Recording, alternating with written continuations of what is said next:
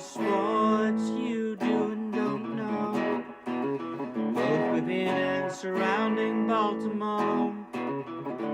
Don't ask him about preseason games, oh no, stuff and things in Griffin Basso.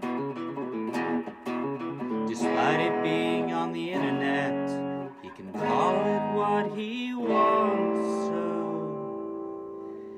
Glenn Clark Radio, Glenn Clark Radio, Glenn Clark Radio.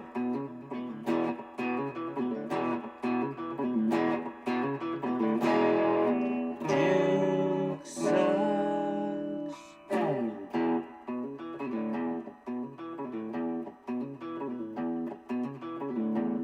They back at him. Hurts needs 11 over the middle. Tip incomplete. San Francisco takes over, looking to take away the upset. On 2nd and 10, May look out from behind, protects the ball. Now he loses it, and the Chargers are on it. All the way off the edge, knocked it out into Sean Hand. Kyler Gordon took care of it. That's a very cursory handshake. No love lost between these. Yeah, some sights and sounds from Wild Card Weekend, courtesy of Fox, NBC, and Amazon Prime, and some that will be relevant to the conversations we'll be having in the next week or two about the Ravens' search for a head coach. Some that, I don't know, maybe were just fun to watch. Some that weren't so pleasant for betting reasons. Just a lot to discuss from Wild Card Weekend. It is a Monday edition of Glenn Clark Radio. You can bet on these games? I do not. Yeah, For right. record, I do not. I don't know if you've seen how I've been doing in picks recently. Last thing I should be doing is putting American dollars on anything. I don't know. This is the problem with us not doing the segment last week. There's no way I would have taken Oregon. I don't understand. I actually went and double checked to make sure. I'm like, why the hell see what you did sent me? why in the hell did I say that's insane? So I don't know what happened there. Someone's about to have a historic week. Yeah? Who is John? John in Little Rock. John in Little Rock sitting at 0-7. My God. All right, well, we may or may not get to that because there is still a game left for the weekend, so we'll see if we get to that today. Coming up on the program today, look, our focus this week will obviously be about Ravens head coaching candidates. On today's show, Mark Schlereth is going to join us late in the program, Fox Sports analyst and also a host out in Denver as he does a morning show on, I believe it's 104.3 in Denver. 104.3 The Fan. They, of course, call him Stink. We'll catch up with Mark Schlereth a little bit later on in the program. And we will also discuss, of course, Mark Schlereth will tell us more about the two Broncos coaches that have already interviewed in Vance Joseph, their defensive coordinator, and Davis Webb, their pass game coordinator, who I know we're being a little dismissive of, suggesting that perhaps maybe the Ravens are doing a fun one. But I don't know. Like, if they think they can find the next Sean McVay, they think they can find the next Sean McVay. So we'll talk to them about those two, and we'll also catch up with Vikings color analyst Pete Bercich to discuss their defensive coordinator, Brian Flores, who we know also interviewed is going to interview, hasn't interviewed yet. He's going to interview for the Ravens head coaching position. We're up to 14 known candidates for the job. As today we add to the list the one that we always were confused as to why he wasn't on the list, Jesse Minter, now officially joins the party today. And also Mike McDaniel joins the party. Now, whether or not the Ravens are actually interviewing Mike Daniel because they want him to be the head coach or they want to get a feel for whether or not, hey, Brian Flores, what do you think about him? I don't know. I don't know what the plan is, but 14 known candidates for the job. Those two join. Matt Nagy, Cliff Kingsbury, Joe Brady, Robert Saleh, Davis Webb, Anthony Weaver, Clint Kubiak, Kevin Stefanski, Brian Flores, Vance Joseph, Chris Shula, and Nate Scheelhaas. Shellhouse? I don't know. I don't know. I don't know. Don't know. can't lie. I don't know. I had never heard But he of him. sat in the same room as Sean McVay before. I hear McVay ya. Before, so. Gotcha. You're looking for your Sean McVay. Maybe he's your Sean McVay. I don't know. It is weird to me that like you're looking for these like 30-year-olds, but Towson's own Grant Yudinski has not gotten a call. Well, they lost. They did. I don't know if you heard. So did the Chargers. I guess it's just because Jesse everyone Minter thinks got a Liam call. Cohen is Well, running Liam Cohen things. does call the plays, so like Yeah. that might be part of it. But I don't But think. if it's the Sean McVay thing, you I just don't want a think guy that Nate. you want a guy that's watched Liam Cohen work. I don't think Nate Schoolhouse is calling plays in Los Angeles, and yet he Schoolhouse. got. I don't. I'm sorry. I don't know. You can look it up. I should have looked it up before now.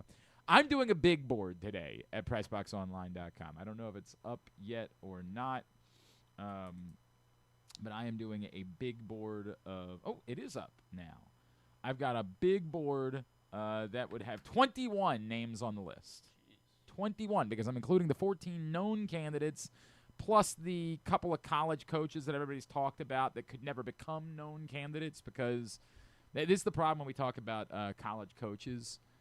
If you're interested in Curt Cignetti, if you're interested in Marcus Freeman, they cannot be known candidates.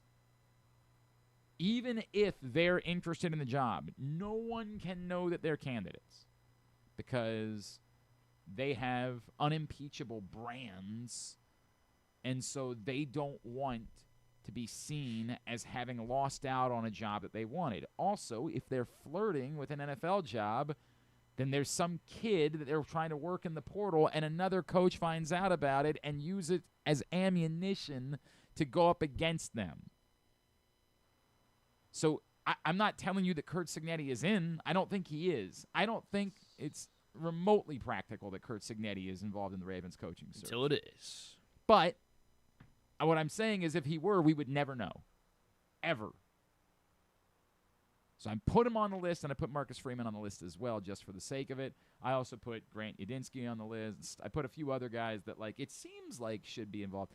You want Todd Monken back? No, I most certainly don't, as you can tell by the fact that he is dead last, 21st on this list. It's more just recognizing that there is someone in the building who is being interviewed for the head coaching position, so I'm putting him on there. But I put 21 names on that. Buck Showalter wasn't on the list. No, did not make it on the list. Put 21 names on the list. You guys know who's at the top because I've told you who's at the top. I haven't wavered from it. It's a weird place for me because some of my common themes to my opinions about the coaching search, right? Like one that you guys know is I always prefer offense to defense. Well, like after the first two names are offensive names, and then the next few are defensive names. It's weird, right? Like, yes, I prefer offense to defense, but do I really want Joe Brady to be the next coach of the Ravens? No one in Buffalo seems to like Joe Brady. Every time I read anything about Joe Brady, it's how he's maybe coaching for his job in the postseason. No one in Cleveland likes Stefanski, right? I mean, that's not true. It's not true that no one in Cleveland likes Stefanski. Well, I mean, that's also not true that no one. There are some people in Baltimore that like Harbaugh. Like, what's that? There's some people in Baltimore that like Harbaugh. I think more people. I think Baltimore, John Harbaugh is very popular. Just was ready to. People were ready to move. I don't think that's we hate John Harbaugh. I think there's a vocal minority of people who are like outlandishly anti-John Harbaugh. I think most of us are reasonable. Most of us we really like John Harbaugh. We think he's going to be a hell of a coach somewhere else. We just think it was time. Like it's a very different. The vacuum is very different. I have no idea. Maybe Joe Brady will be a hell of a head coach. And look, the Bills have one of the top offenses in football, but every time you watch him, it feels like that has absolutely as much, if not more, to do than with the quarterback. Like Todd Monken was the coordinator of one of the best offenses in football in 2023 and 2024. You want him to be the head coach? Like, I think sometimes we believe that things have more to do with the quarterback than they have to do with the like Adam Gase, play caller. Boy, I had forgotten that Adam Gase existed. Is he on the list? Was he on the list? No, he didn't make the list, believe it or not. Maybe it's time to give him another shot. But it's like Matt Nagy. You know, it's funny because our friend Josh Charles was texting me yesterday about, I don't know why. Like, he hasn't texted me about every candidate, but he was particularly vehemently opposed to Matt Nagy. Or Nagy, sorry. So Matt my friend. Nagy. My friend was like... And you know what's really funny about tier rankings, and Matt Nagy was on his own tier. When I sat down to do this exercise last night, which, by the way, really regret this. Spent way too much time on Well, this. let's Go keep click talking on about it for F's sake, please, because I spent entirely too much time. Can we just on go this. name my name and I'll say yes, no about You want to do that? Wait, hang on a second. Sure. Okay. Hang on a second. So I sat down to dig in on Matt Nagy, who at the beginning I had very much at the bottom of the list, right? Because I'm like, what is there to like about Matt Nagy? He sucked in Chicago. He's not really the guy in charge in Kansas City. Then I actually dove in on Chicago and like, why do I think it was so much worse than it was in Chicago? You know, Matt Nagy made the playoffs twice as the Bears head coach. So that was when their defense was good, right? It wasn't like Brian Urlacher. It wasn't that. It wasn't, like when they were, going to the Super Bowl. I have no idea what the story was. Matt Nagy, this blew my mind. I mean, yeah, if he had a kicker, like it's a different. He could he's- still be the head coach there. Maybe. He was 34-31 over 4 seasons. I do not think, and made the playoffs twice. I think of Matt Nagy as kind of a joke. It's very weird. I don't know how to make it. All right, where do you want to do? You want to do like the top 10? I'm not doing all of it. You can do like the I was top. just gonna go one by. I was gonna start at the top. And No, then just we're go, not. We're not. meh, Yeah, obviously not. Yes. Todd Monken, no. Spagnuolo, again, there's been no connection with Spagnuolo. It's just weird to me that there's been no connection. After Saturday night, I feel like LaFleur will be the same as Harbaugh. Like it's another. Well, I didn't. just Okay, finding so a way I to didn't melt put down. any of LaFleur, Sirianni. Oh, people Mike are- LaFleur. Okay. Yeah, I didn't put any of LaFleur, Sirianni, or Mike Tomlin are not on this list because they're not available as of right now. And again, the reporting from Adam Schefter this morning is the Packers are apparently going to attempt to work an extension with Matt LaFleur. He apparently will not be available, and that job would then not be available to John Harbaugh. Now, of course, they could change their mind tomorrow. Everybody a week ago today thought John Harbaugh was still going to be the coach of the Baltimore Ravens. So that could change, but the reporting from Adam Schefter today is that the Packers are going to look to extend Matt LaFleur, which would have domino effects, obviously, in both. If you thought that Matt LaFleur was going to be a candidate in Baltimore, which I know a lot of people pointed out, does that really make sense? Like, isn't that kind of – isn't he what your problem is? Like, aren't you sort of switching out one for the other? But if he were to be on the list, I would probably have him, like, 4th or 5th, somewhere in there, just because his qualifications are sound. I think one of the things you'll recognize on this list is I do value qualifications. Not always, but I do value them. And Matt LaFleur would be heavily qualified if Nick Sirianni were to be. I have no idea what to do with Nick Sirianni, right? Like, as a coach, Might as well take him. I mean, he is immensely qualified, but, like, he's also an asshole. And yeah, but he's an asshole who wins football games. well, sometimes. And they make the playoffs. They did, but they also happen to play in the one of the worst. They're actually the defending football. champions. Did you know that? I am aware of that. Sirianni's such a weird one to figure out because like the part that he's won a Super Bowl seems like it should matter. Can you imagine him and Lamar getting into it on the sideline? I can't figure out. I don't know, man. Sirianni's very difficult. He probably should be like 2nd or 3rd on the list because of his qualifications, but he's such a flaming asshole that I think I would have to drop him down to around like 9th. Like, I just don't see that working here. Like, in Philadelphia, you have to be an asshole for what it's worth. Like, it's part of the – if he wasn't, it just – I don't think that he would have gotten through the interview process. Like, it's sort of ingrained in your blood to be an asshole. But it's not quite the same here. So that's a weird one. And, by the way, Mike Tomlin, if he were to be available, would legitimately be my number 1. You guys know how I feel about Mike Tomlin. Other than the day he attempted to trip Jacoby Jones. Like, I'll never let it go. But it doesn't change the fact that, to me, no one gets more out of less than Mike Tomlin. Whereas we kill John Harbaugh for what's happened in the playoffs, I don't judge Mike Tomlin for what's happened in the playoffs because Mike Tomlin has had no business being in the playoffs. These are not good rosters. These are not championship caliber teams, and the quarterback play isn't close. Aaron Rodgers is mid, and it's the best quarterback play they've had since prime Ben Roethlisberger. And he's mid. So I do not judge Mike Tomlin by his playoff failures in recent years because he has had no business being in the playoffs. None. It's insane that these teams have made the playoffs. So if Mike Tomlin were to actually be available, I get it's probably not really what they're looking for. They're probably, as I keep saying, looking for the guy that's going to be here for, 20 years. Not really, but 10 to 12 years, something like that. But Mike Tomlin would absolutely be the number one guy on my list.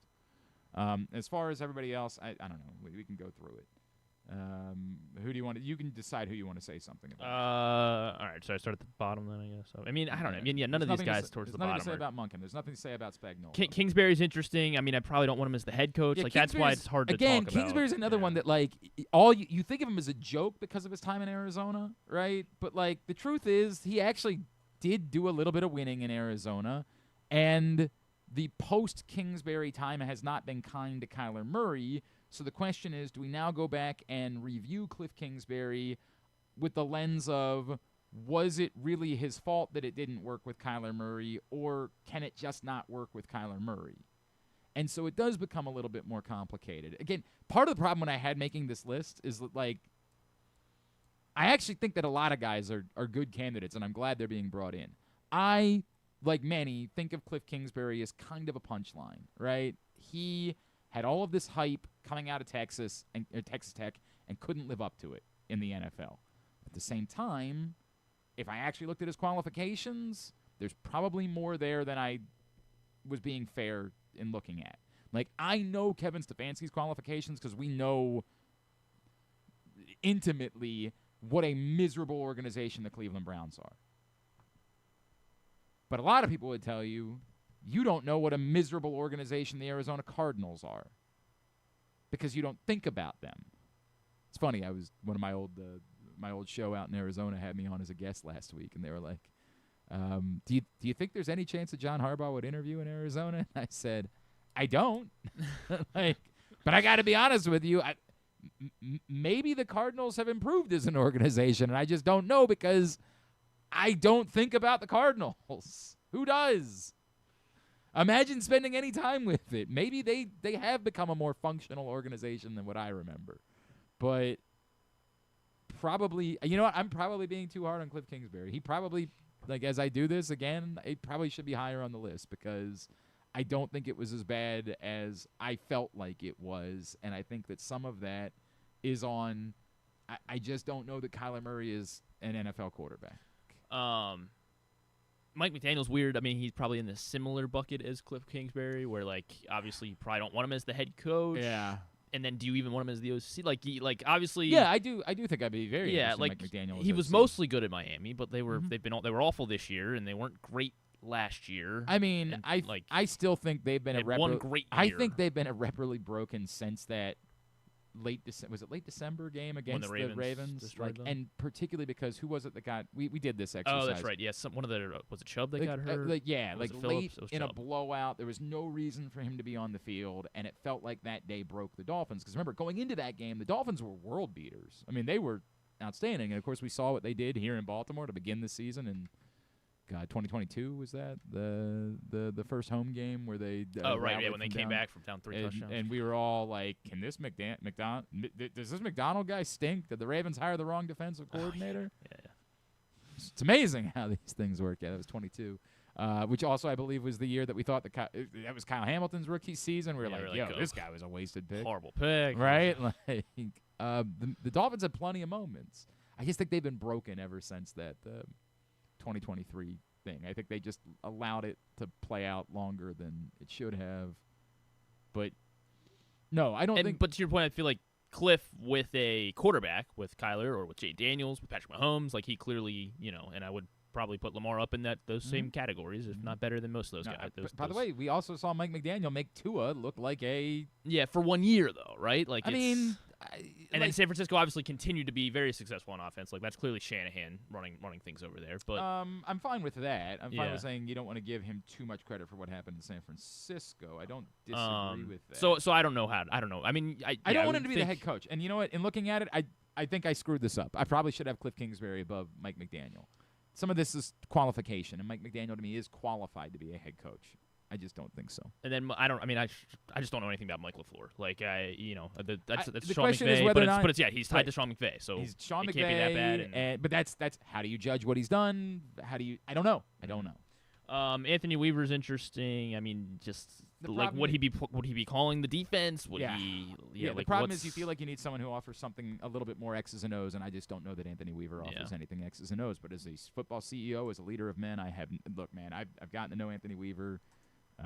He's certainly the person I know best of anyone on this list. Anthony Weaver, impeccable as leadership goes, as football CEO goes, but just the X's and O's, it's tough.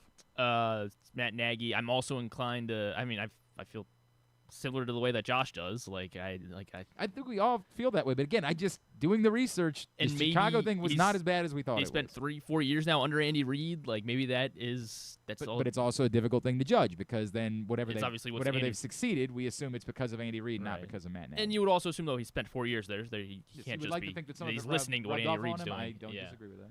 Looking forward to learning more about Davis Webb. I mean, I can't say anything about Davis Webb. Looking forward to learning more about him in about an hour. I am admittedly intrigued by the idea of finding like your 30-year-old. Like that does intrigue me, which is why he and Grant Idinsky are higher on this list. Like this notion of finding some 30-year-old whiz kid and like creating a Sean McVay. I can't lie, that is intriguing to me, but. I'd throw Curt Cignetti. I don't think it's going to happen. Yeah, I don't think Curt Cignetti is going to happen either, but I'd throw him in my top 3. I can't possibly do that. As I said before, I think everybody's being wildly reckless when they just assume that it translates to the NFL. Why not? Why can't we assume it? But you're just basing that. What you're really trying to say is we think Curt Cignetti has done the greatest college coaching job of all time. And by the way, he has. But it doesn't change the fact that he's literally never been inside an NFL building. It has no NFL qualifications whatsoever. Now, does it mean that he can't work? Of course that doesn't mean that. I don't know. And once upon a time, in the late 80s and the mid-90s, it worked in Dallas with Jimmy Johnson and Barry Switzer, 2 guys who had no NFL qualifications whatsoever. But for the last 30 years, the guys that have been able to translate are guys that have NFL qualifications. Pete Carroll had been a head coach in the NFL. Jim Harbaugh had been in the NFL for 15 years as a player. It is so risky. I think it's even more risky than that 30-year-old whiz kid. There is no NFL qualification. And this notion that, because again, with Curt Cignetti, it seems like it's as much about culture as it is about, like, in the comparison to Nick Saban, and Nick Saban was a complete failure in the NFL. To me, the X's and O's part is the part that matters. And I think Curt Cignetti is maybe a good X's and O's guy. Maybe. So he knows football. I assume. But I don't know. But if I'm the Raiders and I'm about to draft Mendoza, then that's the type of time I want to take that risk. Like, you got nothing to lose. Not when you have Lamar Jackson. What's that? Not when you have Lamar Jackson. Like, I'm not pairing Lamar Jackson with someone with no NFL experience. None. 0. No, it's not going to work. Please refresh the page to hit. I was trying to play a soundbite. It didn't work. Okay. Forget that. I guess I got to find a new website. Our entire soundboard doesn't work anymore? Right, well, I mean, it works, but after... All right. Whatever. Next. And then Jesse Minter would be my 1, and I think Kubiak would be my 2, because they're young, and... to me, I feel like they could be the next Harbaugh, and maybe that's the wrong way to go about things. Because what are the chances you're going to find another guy that's here for 18 years? But they're young, and this would be their lots of guys first. That are young on the list. This would be their first stint as a head coach, and I mean, I don't know why is that so valuable. Because I think because then they would want to stay here as well for a long time, and you think that someone. You think that Robert Saleh would be trying to run off for another job? No, but because we saw so recently that how it didn't work out, and right, but with the Jets, right? I understand that. Right. I'm not. I mean, Saleh's definitely. I think Saleh's high up there. This is the problem I have. I have no problem with Jesse Minter or Clint Kubiak being high on the list. Obviously, Clint Kubiak's my number 1. Jesse Minter I have as number 5, I think. Yeah. I have no problem them being high on the list. I just don't know. This is the weird part. I think we attempt to weaponize someone's past experience against them and somehow believe that no experience is more valuable than that. And that's really bizarre to me. Don't know what you don't know. I don't know. Like it's. But I don't know how is that's Robert Saleh going to be overthinking I don't know how that's a certain positive. things because it didn't work in New York? Is Vance Joseph going to be overthinking certain things because it didn't work in? I mean, like, where the hell was Vance Joseph? did that affect Bill Belichick when he ended up in New England? That he had No, failed it in didn't. It Cleveland? didn't. Like, I don't know why we. Think, yeah, it's the other truth. I have no clue what I'm saying. Right, that's part of. By the way, it's part of what we're all saying is we don't really know these guys. Again, I know one of them, really, one. Kurt Cignati. No, not quite. I don't really know these guys, so like their temperament and how they handle it. I'm basing it off what I think their qualifications are and what it is that I think I want in a head coach. That's how I'm basing my big board and my list. But I don't know. As a lot of people pointed out, Clint Kubiak's maybe not as polished as you would want in a head coach. And so maybe he does his interview last week, and the Ravens are like, we like him, but that's the guy we're going to put out there on day one? Like, I don't know, because I don't know Clint Kubiak that well. Well, maybe that's what it is. Like, if they're that impressed by a guy like they were John Harbaugh 20 years ago, like if they're that impressed by a Jesse Minter or Clint Kubiak, then I think that can kind of signal that. Yeah, but I this don't guy know why they couldn't be that impressed by that legit. A former head I coach. feel well. I guess That's maybe the part- in my mind, which this is probably this could be wrong, but like if they're going with a has-been head coach, it feels like they're almost settling. Like yeah, I think that's crazy. Again, imagine saying that Andy Reid was settling or Tom Coughlin was settling. Yeah, but it was different. Like, I mean, Saleh was a failure. Vance Joseph was a failure. Right, but again, qualify the Andy failure. Reid was not a failure. Like again, that's why I'd be okay with a Stefanski or a Sirianni. Like those were I think those. Stefanski was a sub 500 coach. Yeah, so a lot of people would say he was a failure. Well, it's Cleveland, so he gets that. It's interesting. Matt Nagy was above 500 as a head coach. This is why I'm really struggling with your concept. I think there is something to be said for what did they do as a head coach, but I also think the context matters, and I'm far more interested in what they've done more recently than I am in that. I think all of it matters. I also think that the context of just having been a head coach before, was brought up by Mike Golick last week, is relevant. I do think that matters, that they've sat in the seat before, that they've made the decisions before. And as you're trying to win a Super Bowl right now, as you're not in the position the Ravens were in 2008, when, again, ironically, they ended up making the AFC Championship game anyway, you're not drafting a quarterback, when the idea is you're trying to take a step forward from where you've been, I do think that experience helps. Now, ironically, I have someone on the top of my list who would be a rookie head coach. So I'm not saying it's the end-all, be-all. Yeah. But the Vance Joseph response is fascinating to me. Like, the story of Vance Joseph was told by 2 seasons where he was a head coach. At this point, I guess 8 years ago? 17, 18. Like, it's befuddling to me that that's the part that we care about the most, instead of looking at how incredible it is that he's been able to turn an end-of-the-second-round pick, Nick Bonito, not even like a guy that fell into the second round that was a first-round talent, someone who was an end-of-the-second-round pick, into one of the best edge rushers in all of football. And Jonathan Cooper, do you know where he was drafted? No. Because he almost wasn't. 7th round. And has become an absolute stud. And what, from an X's and O's standpoint, might be the biggest issue facing the Baltimore Ravens right now? Yeah, they're probably their pass rush. Yeah, their inability to turn anyone into a competent pass rusher. So, again, someone who had a 64th overall pick and a 7th rounder and has turned them into one of the biggest stars in the entire edge rush department, and the other into a incredibly high-level edge rusher. You don't think that'd be really interesting and really compelling for the Ravens if they're going to go the route of a defensive coach? That's crazy to me. Because I put this out over the weekend on Twitter, and people are like, Vance Joseph, LOL. I'm like, what are you basing that on? Just the fact that he wasn't when he was the head coach. The team was not successful. What do you know about the 2018 Broncos? Nothing, because they went. Well, because I just looked it up. They went 6-10. Well, they did go 6-10. What do you know about whether or not, like, They should have been able to succeed that year. I mean, there's a good chance because what was that? Paxton Lynch? I don't know who I the believe quarterback that was. would have I been. believe that was a Case Brock Keenum. Osweiler? I believe Okay. a Case Keenum season. Oh yeah, he was a big offseason signing. yeah.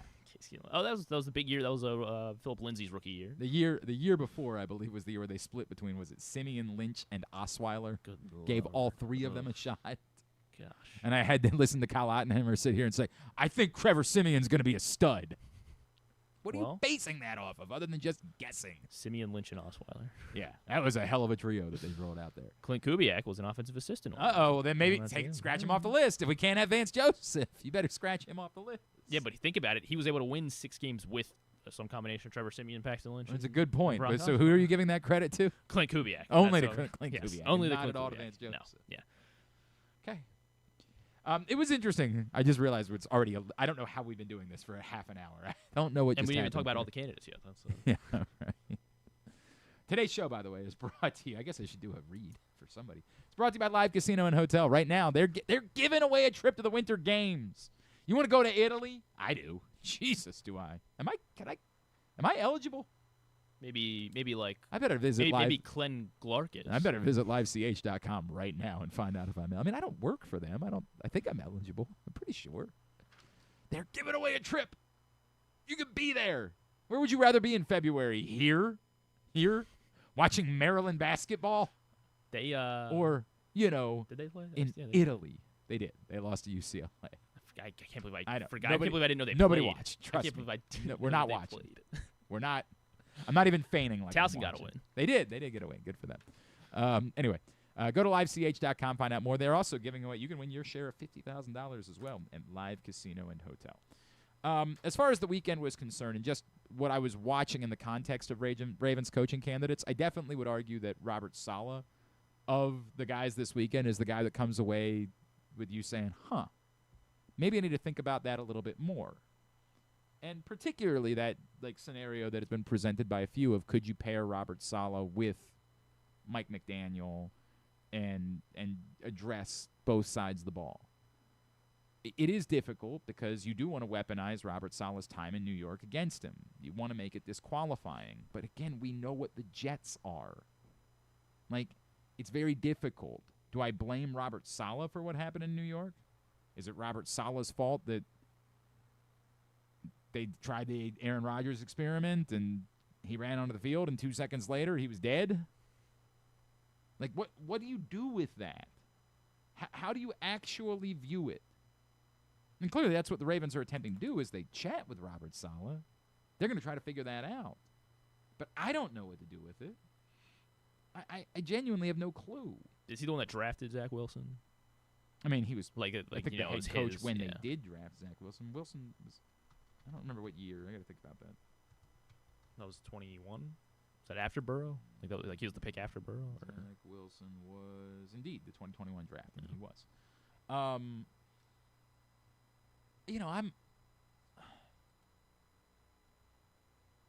I'm not sure what Robert Saleh can be as a head coach. I think there are times, because the Jets, for whatever stupid reason, were always put on national TV, where we just look over and he would look to have a blank face. And I think that turned us off on Robert Saleh. But he's a hell of a defensive mind and obviously did a fine job yesterday against the Eagles. Probably not a great weekend to be Jeff Hafley. Not the Ravens have been tied to him necessarily in any way, which is weird considering his connection with Zay Flowers, right? It is weird to me. Well, I guess because it's defense. He's a defensive guy, and Zay Flowers is. I understand offense, that, but it just seems like maybe this guy knows Zay really well. It would seem like bringing him in for an interview, and he's a hot name in the coaching cycle, would make sense. Or but because they're planning a Hollywood Brown type Zay Flowers trade. I think that's what it is. So it's weird that they haven't, but obviously was not a good Saturday night to be Jeff Hafley. There's no way around that, as they choked that away against the Bears. But everyone's done that this season. Certainly, I mean, we played the Odafe Owe strip sack last night. He finishes with 3, and nothing about that last night would make you sour on Jesse Minter.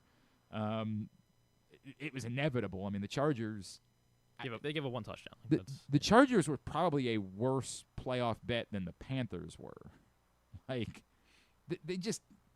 The offensive line they can't get a foot forward. And I know there's a weird internet discourse right now about, like, well, you guys don't treat Justin Herbert the way you treat Lamar Jackson. And, like, there's something to be said for that. But I'm not going to allow dumb discourse about one to turn into dumb discourse about another. I don't think this is Justin Herbert's fault. At no point last night did it feel like he was going to be able to throw the ball downfield. It just never felt like he was going to be given the opportunity to throw the ball downfield. And then you combine that with Keenan Allen dropping passes. Yeah, that was crazy. That was crazy. You aren't wrong about that. But nothing about that last night would sour you. If you're a Jesse Minter person, you were not soured by what you saw last night. In fact, probably the opposite, right? Like, you continue to watch the guy that the Ravens couldn't figure out thrive in Los Angeles. And it does make you wonder, like, could he get the most out of Mike Green next year? If you're in on Jesse Minter, I think last night was fortification for why you're in on Jesse Minter. Joe Brady, I don't know. I mean, the Bills won. I don't know. I have no idea. God, that was a really compelling, and I know that it didn't matter because Trevor Lawrence threw the interception. Well, I mean, it was off what's-his-face's hands. Yeah, it was. Picked. Yeah. Was that Myers? Was it Washington? I don't remember who it was. Whoever it was. Strange. But what I would say is, I think that the end of that game, there's a compelling conversation to be had about when is a team going to outright decide that the game is going to end here. We're not giving you the ball back. When is that day going to occur? That the Bills had the ball at the 1-yard line, the Jaguars wanted them to score, and the Bills said, okay, we'll take you up on that, and gave Jacksonville an opportunity with, one of the biggest legs in the NFL. I know he missed a 54-yarder at the half in sort of a ball don't lie situation because there's no way that ball was snapped with time on the clock. That was I think that was for entertainment weren't they trying purposes. to say I did say that. I was like, I want to see Kim Little kick here. Like, this is well, I was hoping from that spot this would have been a 60-yarder or whatever for the from like but then because they said they were offsides. Isn't that why it counted because they were offsides? Right, but it still had to be when the ball, like, the center had to be moving the ball. Okay. Because there was no contact. Like, if make an argument, I guess. If one of the defensive players had touched an offensive player, that they tried to argue. They showed the video 100 times, and none of us saw that. It's one of those things where, like, you might be right, maybe, but the video sure as hell doesn't prove it. Anyway, not really worth it. The Bills chose to take the Jaguars up on their offer of scoring a touchdown and letting them have the ball back with a kicker who is capable of making a 70-yard kick. The Bills took them up on it. Now, I get it. You're down by 4. Right? Like, you need a touchdown at some point. point. You have to score a touchdown. So it's a very difficult thing to do to say, well, we're not going to take the touchdown. But that uniquely, given that the Jaguars were out of timeouts, was a really interesting spot where the Bills could have chosen to take a knee on first down and then still had 3 plays from the 1-yard line to make sure the Jaguars didn't have time. Would have been under 30 seconds and no timeouts. They didn't do it. I think at some point it's going to be interesting to see if a team does. It worked out for the Bills, right? Like, Trevor Lawrence throws the interception, game's over.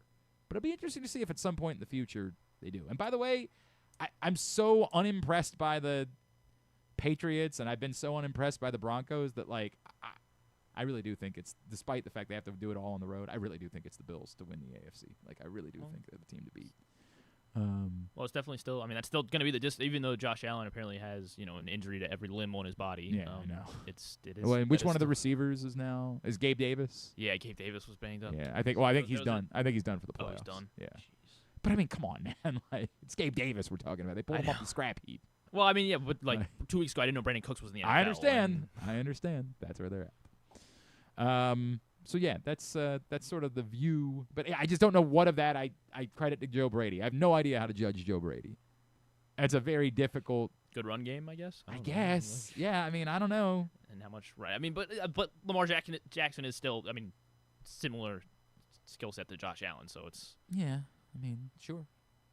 I it's very difficult. I wish I had a bigger Joe Brady take. I'm so shoulder shrug when it comes to Joe Brady. Not I don't great. know. He was not great in Carolina. No, not at all. Got fired. And then he was he was Joe Burrow's OC in LSU, Yes, right? LSU, That's the correct.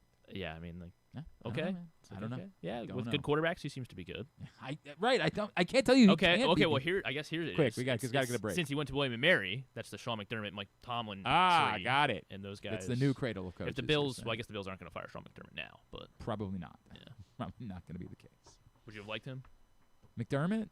I don't think so. But I mean, like, he would have been immensely qualified. It's sort of the LaFleur argument. Like, isn't it the same problem that you're trying to fix? Well, that you just be inheriting. Yeah, but I think McDermott's a little different. It's the same problem the Ravens have. They have a Chiefs problem. It's not a it's not an end of game. All right, yeah, that's fair. When we come back in, let's dive deeper on one of the candidates we didn't really spend any time talking about. That's Brian Flores, who I know a lot of people are interested in being the next Baltimore Ravens head coach. We'll talk with Vikings color analyst Pete Bercich about that possibility next. It's Glenn Clark Radio. Get in the game with Volo Sports. With over 15 sports to choose from, join a league or grab a Volo membership for discounted play, free daily pickups, fitness classes, and exclusive events. But the best part? A portion of every league fee helps the Volo Kids Foundation provide free sports to over 5,000 kids across Baltimore City each year. Don't miss out. Early pricing for the winter season ends December 12th. Final registration deadline is January 15th. Sign up now at volosports.com/Baltimore. This January, go for the gold at Live Casino and enter to win the ultimate winter experience. Earn the entire month of January, and on Saturday, January 24th, you could be one of 25 lucky winners to take their place on the podium and win a share of $50,000 in prizes, including a trip to the 2026 Winter Games in Milano Cortina. Let the games begin at Live Casino. At Arundel Mills, must be 21. Please play responsibly. For help, visit mdgamblinghelp.org or call 1-800-GAMBLER. The weather's getting cooler, so when you and your family are picking out a place to dine, be it lunch or dinner, let's make it nice and easy. Now, with 2 great locations, the Costas Inn remains your #1 destination. Whether you want to get steamed crabs and the full Costas menu out at the original location at 4100 North Point Boulevard, or sample the complete menu minus the steamed crabs at the new location above the grandstand at the Timonium Racetrack. Costas is your place to go. Check out the website CostasInn.com for a look at the menu, and if you want to plan that crab feast, call 410-477-1975. The Costas Inn. Gambling can be a fun and entertaining experience, but there are risks involved. If you're planning on betting on the game at the casino or on your phone or computer, know your limit, stay within it. Set a budget and a time to stop. Remember, gambling isn't a financial solution, and it doesn't mix well with alcohol or drugs. Know the risks and have a plan before you begin gambling. For free and confidential services, call 1-800-GAMBLER 24/7 or go to helpmygamblingproblem.org. Looking for Baltimore's premier waterfront dining experience? Head to Nick's Fish House, located in the Baltimore Peninsula. Enjoy crabs all year long, plus happy hour Monday through Thursday from 3 to 6. Planning a celebration? From rehearsal dinners to corporate crab feasts, Nick's is the spot to make it unforgettable. And the fun doesn't stop there. Live music fills the air every Thursday through Sunday. Check out the full lineup at nicksfishhouse.com. Nick's, it's where Baltimore comes to eat, drink, and play by the water. Make the most out of every day in your Toyota RAV4. Available in hybrid or gas-only models. A RAV4 can get you where you want to go in style. Check out buyatoyota.com for deals on new RAV4s from your local Toyota dealer today. Coming back in here with Glenn and the other guy, Garrett, whatever his name is. You know who they are. You know, we're hoping the Orioles still have like a pitching move up their sleeves today or tomorrow or some point this week. And if they do, you know, Stan the Fan Charles, Luke Jackson, Ross Grimsley, they'll be talking about it. Facebook.com/PressBoxSports. It's all brought to you by the Costas Inn with 2 great locations. Of course, the OG on North Point Boulevard in Dundalk and the new location in Timonium at the Grandstand. And a really cool opportunity for you to meet Rick Dempsey, 1983 World Series MVP Rick Dempsey on January 22nd. That's in 10 days, 1 week from this Thursday. He'll be hanging out at the OG Costas Inn, signing autographs, taking pictures from 6 to 8 p.m. That's Rick Dempsey, 83, World Series MVP, Orioles legend, at the OG Costas Inn. It's all free. Just come hang out with Rick Dempsey, and you get delicious Costas Inn food on January 22nd from 6 to 8 p.m. All right, we're going to start diving in this week on Ravens coaching candidates, and one whose name is very appealing is Vikings defensive coordinator Brian Flores, joining us now to tell us a little bit more about Brian Flores. He is, of course, color analyst for the Minnesota Vikings. He's Pete Bercich, and he's with us once again on GCR. Pete, it's Glenn in Baltimore. Appreciate you taking the time for us today. Oh, man, no problem. Pete, this is one of the more interesting and polarizing names I feel like that has come up as the Ravens have been in the hunt for a head coach, because I think Brian Flores, from a sheer coaching standpoint, from what he's capable of doing with a defense, it seems like that part of this is pretty unimpeachable, correct? Yeah, I mean, we've seen the results up here in Minnesota.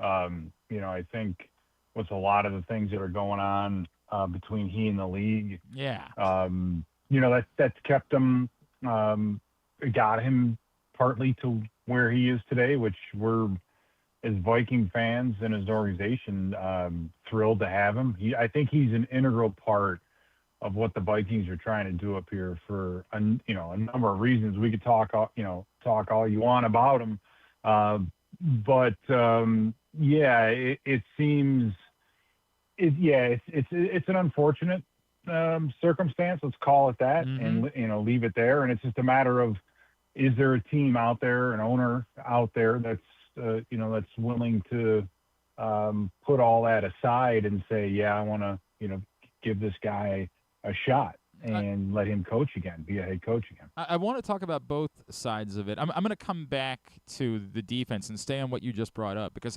can you take me through why the Vikings were comfortable? Obviously, it wasn't making him a head coach, but still, I mean, we throw the word blackball around when we talk about guys like Colin Kaepernick. Like, it still seemed like once Brian Flores sued the NFL, it was probably going to be difficult for him to get a high-profile job. Obviously, he had been working kind of behind the scenes in Pittsburgh.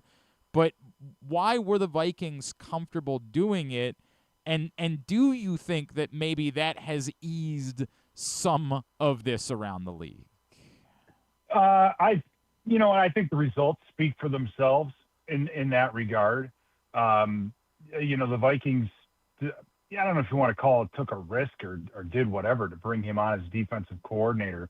However, it's been a huge thing, and it was a gutsy step for Kevin O'Connell to have a young head coach go out and hire a defensive coordinator, first time young head coach go out and hire an offensive or defensive coordinator that has been a head coach. It's kind of like you're hiring your own replacement.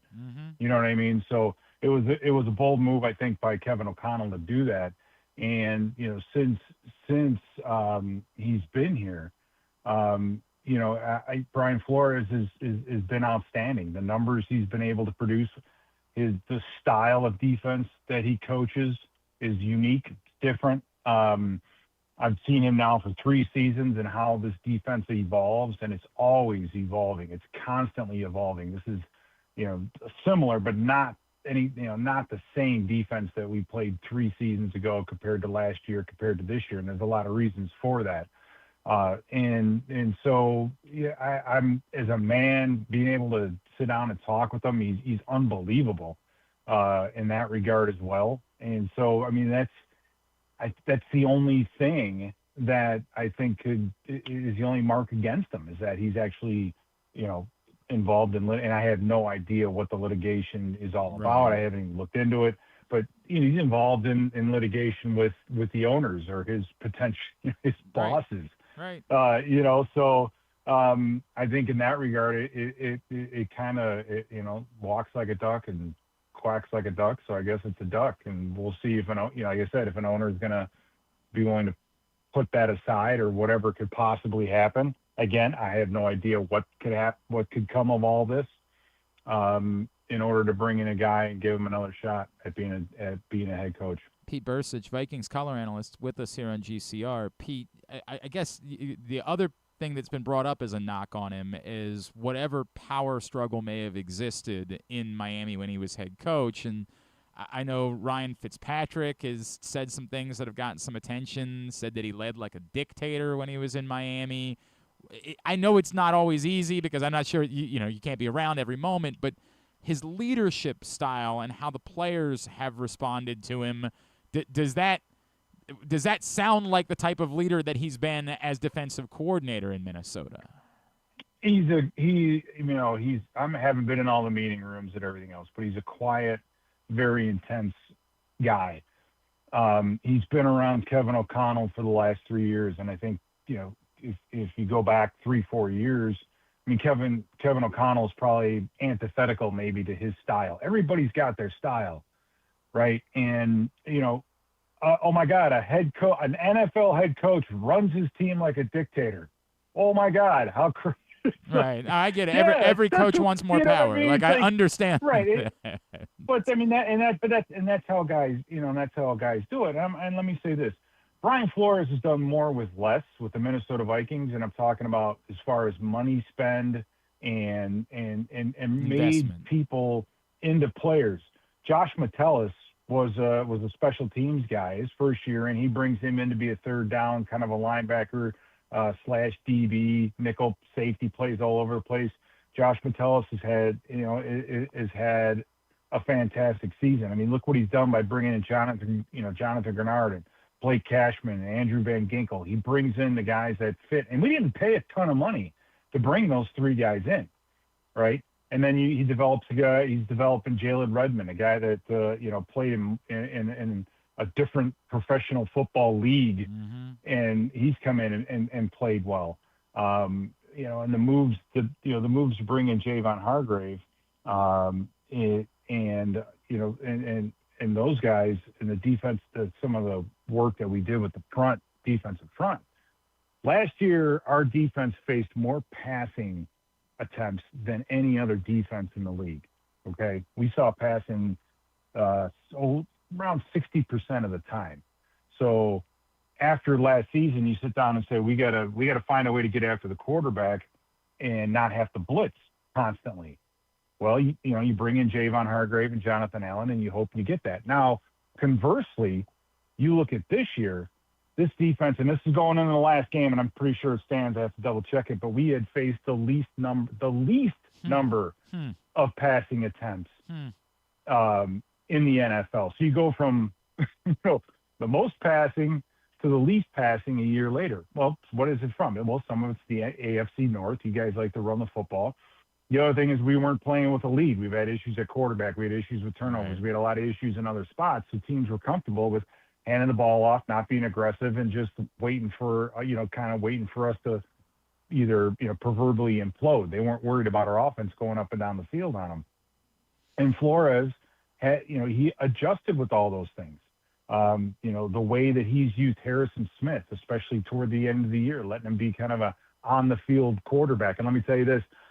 I watched Kyle Hamilton play, and I'm thinking, my God, if that guy was in a Flores-led defense, it would be unbelievable. He'd be all over the place because Flores uses people's strengths. All right, Eric Wilson, right, an older free agent, he comes in and is tied for the lead in sacks, I believe, this year. He gets so much out of guys. He puts them in positions where they excel. And the players love that. What more could you want as a player than to, if you're a great blitz, pass rush type inside linebacker, to do that most of the time, right? He's not going to ask guys to do things that they don't do well. And then get a whole season out of guys like Theo Jackson and Jay Ward. He brings in Isaiah Rodgers as a second-day free agent. Everybody was like, wait, what? This is our starting corner, right? And he has a very, very good season. And because of all that, he's saving money and spend on the defensive side of the football. And I don't know if this is where you wanted to go with this conversation. But I'm just saying, as a man and as a coordinator, and with the defense and the history that the Ravens have had, I don't see how you could go wrong. Pete, that was I kind of wanted to try to have you define it. Interestingly enough, even before I got to the question, I wanted to say define if Brian Flores would be the Ravens' next head coach, what would that mean for a Ravens defense that has not lived up to the standard that this franchise has set for the overwhelming majority of their history? Yeah. Well, one thing that's going to happen is your pressure rate and your sacks per pass attempt is going to go way up. Yeah, we need that. Right? Well, I'm just saying, Flores wants to get pressure on the quarterback 40% of the time, right? And he will blitz enough and blitz as many guys as needed to get there. So if it's all out, if it's sending 6, 7, I mean, it doesn't matter. He wants to get that type of pressure on the quarterback. That's this day and age of football. He's not as concerned about the run. We had an unbelievably good run defense 2 years ago, but then I go back to teams just never ran the ball on us. And then this year, you end up number 3 overall and second in the league in passing. Now we face some situations at the end of the season that help with that number. But he evolves and changes to what the team needs, what the defense needs, what they need to do well. And I'm telling you, he'll get the absolute most out of the guys that you have and put them in positions to succeed. I mean, again, Blake Cash and Andrew Van Ginkel, Jonathan Grenard, Dallas Turner. I mean, these are not all pro names, but yet these guys are able to be a number 3 defense in the NFL this year. He just gets the absolute most out of the guys, and he doesn't care about the name on the back of the jersey. If player B is a undrafted rookie free agent like Levi Drake Rodriguez and he plays well, then he's going in. He's playing. He's putting them in. He doesn't care. He's not worried about that. He's going to put the guys out there that are going to get the job done, and if he's got to keep rolling through and finding someone, he eventually will. And then do you feel like he's ready to be a head coach again? Like, do you feel like after, what he's been through? Yeah. Yeah. I'm not qualified to sit down and say, yes, this guy is 100% ready to be a head coach again. I know this. He's an unbelievably good defensive coordinator. He's been around Kevin O'Connell, who's a very, very good head coach, NFL head coach of the year. Whatever, how much of that carries you. So again, he's seen a different style of leadership at the head coaching position. So I'm sure he'll adopt some of it. Maybe he will, maybe he won't. But I do know. I guess I'm going back to if the Ravens do hire him, and I hope they do not, because I'm just being selfish. I understand. Keep Flores here. Right. Right. Pay the guy what you need to pay to keep him as a coordinator, because he's going to save you money on the salary cap side. I understand those are 2 different buckets, but at the same time, you don't have to overspend on defense to be really good. All I know is that the Ravens defense will be very, very solid. I'm not saying it's going to be back to the days of old, but it'll definitely improve, and you would be happy. You'll be happy. You'd be unbelievably happy with this guy as your head coach / defensive coordinator. He is Pete Bercich, Vikings color analyst, former linebacker himself. Pete, really appreciate you spending a few minutes with us. Thanks so much for hopping on this morning. No problem. Have a great day. You as well. Pete Bercich with us here on GCR. Tell us a little bit more about Ravens head coaching candidate Brian Flores, who, again, I don't know. I don't know if it's something the Ravens would be willing to do, and I know that a lot of people have reacted strongly to this video that Ryan Fitzpatrick made, in which he said at the end of his time in Miami, he acted like a dictator. And I said that when I was having a back and forth with some folks this weekend. Like, I need to know that story too, because, look, I think every coach wants to have more power. Every single one. There is not a coach on the planet who is not looking to get more power. I think most of us in what we do every day, we want a little bit more control over what it is that we do. But that's a fine line. Some of us would say that was part of the problem in Baltimore, right? That's how you ended up with Steve Saunders in a job well past any point at which he should have had a job, because John Harbaugh was kind of operating unchecked. I just want to know more about that part of it. And then there's the question of whether or not the Ravens would even be willing to explore. Would they even think about it? Or would they say, no, you sued the NFL. It's just not happening. We're going to talk about the Broncos candidates before the show is over today. When we come back in, we will do I meant to do it last week. Then the Ravens fired their coach, and we kind of got away from us, but we never did season-ending pats and slabs. So we'll go over those as well when we come back in on a Monday edition of Glenn Clark Radio. The weather's getting cooler, so when you and your family are picking out a place to dine, be it lunch or dinner, let's make it nice and easy. Now, with 2 great locations, the Costas Inn remains your #1 destination. Whether you want to get steamed crabs and the full Costas menu out at the original location at 4100 North Point Boulevard, or sample the complete menu minus the steamed crabs at the new location above the grandstand at the Timonium Racetrack, Costas is your place to go. Check out the website, costasin.com, for a look at the menu, and if you want to plan that crab feast, call 410-477-1975. The Costas Inn. Get in the game with Volo Sports. With over 15 sports to choose from, join a league or grab a Volo membership for discounted play, free daily pickups, fitness classes, and exclusive events. But the best part? A portion of every league fee helps the Volo Kids Foundation provide free sports to over 5,000 kids across Baltimore City each year. Don't miss out. Early pricing for the winter season ends December 12th. Final registration deadline is January 15th. Sign up now at volosports.com/Baltimore. Gambling can be a fun and entertaining experience, but there are risks involved. If you're planning on betting on the game at the casino or on your phone or computer, know your limit, stay within it. Set a budget and a time to stop. Remember, gambling isn't a financial solution, and it doesn't mix well with alcohol or drugs. Know the risks and have a plan before you begin gambling. For free and confidential services, call 1-800-GAMBLER 24/7 or go to helpmygamblingproblem.org. The latest edition of Pressbox is available now, and it's our annual Best Of issue, celebrating the top people, performances, and moments of 2025 in local sports. On the cover, we recognize 4 of the most significant athletes of the year: Orioles pitcher Trevor Rogers, Navy quarterback Blake Horvath, Maryland basketball star Derek Queen, and our 2025 Mo Gabba Sports Person of the Year, Ravens safety Kyle Hamilton. Pressbox is available for free at over 250 locations throughout the region, including your Baltimore area High's Dairy stores. Plus, you can read the entire issue online at PressBoxOnline.com, where you can also find great betting advice and the best daily coverage of the Orioles, Ravens, and Terps.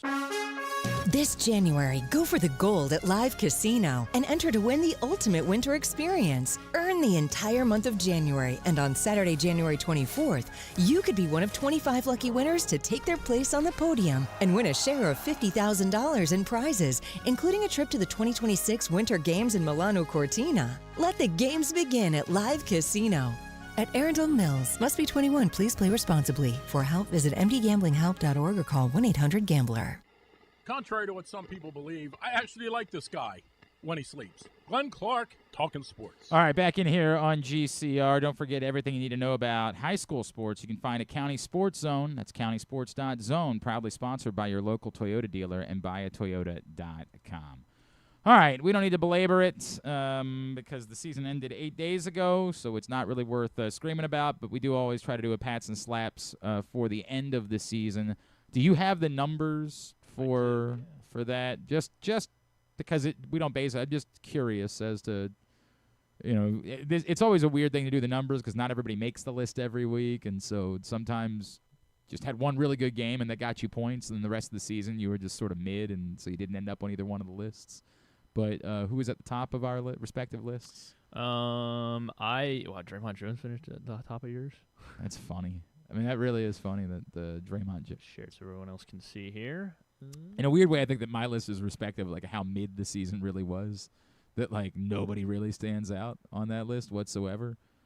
Draymond Jones, Derrick Henry. But like those are 2 good weeks. Like that's all that is. It's 2 good weeks. Yeah, Roquan Smith, who's definitely not going to be on the list. I think because what happened was obviously Kyle Hamilton had several big weeks, and then I think whenever they won, I was just like, I don't know who the second best defensive player was. Kyle Hamilton was pretty good. Yeah. So yeah, Kyle Hamilton ran away with it at the top of your list, and I get it. Kyle Hamilton was the MVP of the team this season. I think he's going to show up here in a second. We'll talk about it. So Andrews was a 0 for me. You had Mike Green at a 0. Yeah, who are the very bottom? Negatives. John Harbaugh. Yeah, it makes sense. And we both have Marlon Humphrey and Daniel. I have Faalele. Boy, you were, I guess, really kind to Faalele. You only had him a -2. What the hell? Well, you love you some Daniel Faalele. Nah, it was when they lost. You know, it was typically the other guys did pretty bad as well. So all right, we tear down to build up. So we begin with slaps. My number 5 is Andrew Voorhees. Oddly, I did check the PFF grades. They had him 60th among 81 guards for the season. I thought he actually would have had a better run blocking grade because I thought he was a half-decent run blocker. It turns out they had him graded pretty low, both. So Andrew Voorhees is number 5. Oh, poor guy. We're starting with, I forget. Yes, we're doing slaps first. Then I think I put it. Oh, Mike Green. Mike Green is my number 5. Do you not have it written down somewhere? No, I do have it written down. I just clicked out of it because I have. I'm not going to be able to I only put have all 3 of them. computers, so I can't. I'll get them up on the board when we get a chance. It's probably after the show today. It's going to be tough, but. Why did I put Mike Green there? Yeah, I mean, I feel like it was a lot to put on. You know, he's a rookie, but this was one of their most problematic departments this season, and this was a guy that we thought. Well, was they definitely come in needed. They definitely needed more from Mike Green than they got. There's no doubt about that. And maybe it's because I was watching last night's game and seeing Adafe Owe come up with 3 freaking sacks, and so I almost put Adafe Owe on the spot just for not doing anything the first 6 weeks he was here. Okay. Unfortunately, there were two much more deserving defensive names to put on the list. You could probably make an argument for just about everyone outside of the 2 guys that are on both of our defensive patch lists. My number 4 is Marlon. Could he have been higher? Probably. I thought it actually, like, the beginning of the season was not as bad. It's the end of the season was just awful. I mean, like, ungodly. So Marlon's number 4. He was my number 4 as well. All right. Yeah. Number 3 is Roquan, ironically, who, of course, you saw was near the top of my list in scores because he had the Cleveland game, and I can't remember what the other game was that was really good. But there was one other game. Was it the Vikings game? No. Travis Jones was the Vikings. I don't remember. Oh, yeah, Travis Jones. I don't remember what the other game was, but he had one other really good game, and that sort of skewed the scores. But on the whole, Roquan Smith was a massive disappointment this season. And it is tough because it does impact, like, you're paying him a certain amount of money, and this is what you're getting. He is not a game changer. And I understand that, like, we can say, hey, he's typically been better when he's had better linebackers next to him. I don't know. I don't think Teddy Buchanan was all that bad when he was playing. And frankly, I thought Trenton Simpson was a better version of Trenton Simpson at the end of the season. Now, I'm not trying to suggest that either one of them are Patrick Queen. They're not. But makes maybe some idiots who used to, rag about Patrick Queen realize how nice we. I want Josh Pines back. That's well what I mean, I probably would still take him. It was a bad season. Tell Zach to put the helmet back on. Roquan's number 3. Isaiah Likely is my number 3. At this point, I mean, it was just you look at the losses. The things you're going to remember are Isaiah Likely not getting, a third. What as stupid as it is, Isaiah Likely not getting a third foot down. Isaiah Likely fumbling on the goal line on Thanksgiving. That one I'm with you on. That one I'm good with. And he just didn't. I mean, it's hard because he did have. I mean, they kept their season alive for an extra 10 seconds. Yep, sure did. On that 4th and 7. Should have had the biggest play of the year. It was a mass. It's a contract year for him, and he didn't do. He was not. And he had the preseason foot injury, and so maybe that didn't help either. That he didn't have a full camp. Mm-hmm. But it was a very underwhelming year for Isaiah Likely, a guy that we thought was going to kind of surpass Mark Andrews this season, and he didn't come close to that. So Isaiah Likely, and the bar wasn't very high. No. My number 2 is Daniel Faalele. Ironically, as much as apparently PFF thinks that he's decidedly better than Andrew Voorhees, which is odd. I mean, I guess they're just trying to say, like, his assignment is to stand there and just make sure no one. I get it. We've all seen the same things. That's the reason why Daniel Faalele is number 2. He's number 2. He's gonna be higher on my list. Tyler Loop is my number 2. You left John Harbaugh off your list. because when you're again the things John Harbaugh, we can talk about the game management the last couple of years. No, we This can absolutely year- talk about it this year. Okay, We I mean, can yeah, but 100%. Tyler Loop lost them 2 games. Isaiah Likely lost them 2 games. Daniel Falele lost them 9 What other games. game are you like, putting on Tyler Loop specifically? the Bills game. He You're missed, putting that on the extra point. They You're would still be specifically playing right putting now. that on Tyler Loop. Well, I Come can't put it on, on Derrick man. Henry. I get it. Derrick Henry was good, but come on. Let's spare me on that. Tyler Loop, what did he do good this year? He didn't do anything Griffin, good this Griffin, year. You're having a Matt different Prater was conversation. available until what, like You're having a September different 1st? You're having a different conversation. You're having a different chat. Matt Prater's making 50-yarders with the pulled quad for the Bills right now, and they're playing this week. Get very worked up about Maybe I it. should make Tyler Loop number 1. He was awful, and so was number 1 Daniel Falele. He was also awful. John Harbaugh is number 1. There's no getting around that.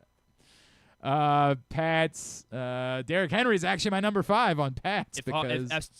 Bashotti should have said it's either you or Loop, and that's But you settled good down. for him holding, calm down. carrying Tyler Loop to water. That guy is probably going to be the kicker next year. And I hope he makes yes, every kick. He's not gonna though. He's not gonna. Boy, you're just calling your shot, huh? Yeah, I mean he's. My number 5 What did is. you see from him that was inspiring? You're asking the wrong guy, Griffin. I'm the guy that everybody thinks hates should be on your Tyler list. Loop. The problem is I can only put one guy from this category on the list. And he was worse than John Harbaugh. I don't think he was. I don't think he was good, but I don't think he was worse than John Harbaugh, who, again, is going to look into whether or not maybe they should have called a timeout 3rd and 2 against the Steelers. We're gonna look into that.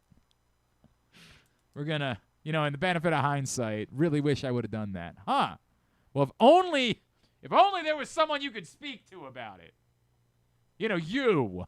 Well, maybe he said that. Chuck Pagano was supposed to be in charge of that. Is that what it was? That's the problem. Derrick Henry, number 5. I get it. He fumbled the ball 4 times. That wasn't good. But the problem is it was either going to have to be him or Zay. Like, they're the only other, offensive player that you could really consider for this spot. And they both had similar issues. Derrick Henry was the reason why, if somehow Tyler Loop had made that kick, we would have all said to ourselves, well, I guess they have a chance. Derrick Henry's number 5. Yeah, this was a tough list to come up with 5 names for. So I went with Jordan Stout until my sister reminded me about Jordan Stout as I was going through this last night. I didn't need to be reminded about Jordan Stout. He's much higher on my list. Well, because I was thinking it's got I have to do a 3rd defensive guy or a 3rd offensive guy, and then Jordan Stout was very good. He earned his All Pro Bowl honors as well.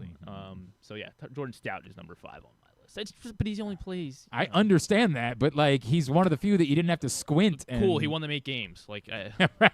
Number 4 is Tyler. Great, we have a good punter. Number 4 is Tyler Linderbaum, who I still think is there's a little bit of reputation involved in the way that we look at Tyler Linderbaum as being unimpeachable. I think he actually high school wrestler. I think he actually struggled a little bit in pass protection this season. But on the whole, he was still a much bigger part of the solution than he was a part of the problem. So Tyler Linderbaum's number 4. Yeah, that's fine. Pat Ricard is my number 4. They were 1-5 before Pat Ricard strapped on the helmet. So sure. They were 7-4 afterwards. You sure he didn't play in that Rams game? I thought he played. He did not play. I'm almost positive. You sure? I thought the Bears game was his first game back. Was it the Bears game? I thought it was the Rams game for some reason. I thought he came back before the bye for some reason. Or maybe I just think that because he came back before Lamar. Gilman he played the Rams game and they started looking a little bit better. Bears game was his first game. Ricard's first. Maybe I just think because it was a game before Lamar. Maybe that was the math that I did there. Sure. I mean, sure. I got nothing else to say. Number 3 is where I put Jordan Stout. Travis Jones was my number 3. Travis Jones is my number 2. And despite the fumbles, Henry was still my number 2. I couldn't put him number 2. The 4 fumbles are way too much for me. He was still the second best player on the team this year. I don't know that he was. Who was your number? You said Travis Jones. Wow. I think Travis Jones was absolutely the second best player. I mean, I know I have him team. 3rd, so it's not like it's that drastic. Travis Jones was phenomenal this year. He's not Nani Madubuike. He's not going to be a 10-sack guy. Right. But I mean, it was like a tough situation for him to be into. And he was hurt, and what he did was miraculous, man. Led the team in he was a TFLs. miracle this season.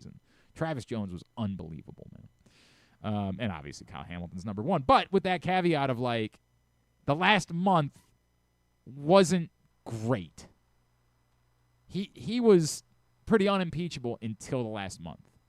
He was still the MVP of the team. He was still the best player, but it was a disappointing end of the season for Kyle Hamilton, as it was everybody else on this team, frankly. he's still number 1. If he doesn't get hurt, how does Sunday end? I don't know. I mean, don't know. All right, those are our Pats and Slaps. We will get them up at glennclarkradio.com. I don't think we're going to do a final 5 plays tomorrow. I just don't have it in me. I don't. I mean, so like it's going to be the coach got fired. Is it going to be the likely 3 steps, or is it? I don't know how. I still to this day don't know how to judge it. I remember I put it on my 5 plays because we had to. Henry but, fumbling in Buffalo. I think the missing the kick in Buffalo. I think Luke the Pittsburgh one would probably be number 1, and then I think the Henry fumbling in Buffalo would probably be number 2 if I really thought this through. The problem is then like Lamar hurting his hamstring. I know you're in love with that.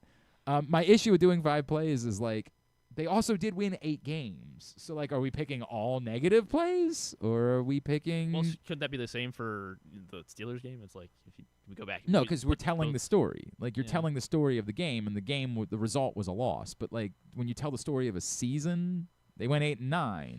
Like, well, I think this season we would have to do all negative because they coming into the year, everyone was like, well, they're winning 14 games. Yeah, probably. Like, you're probably right, but I don't have it in me. I just don't have it in me. I'm sorry.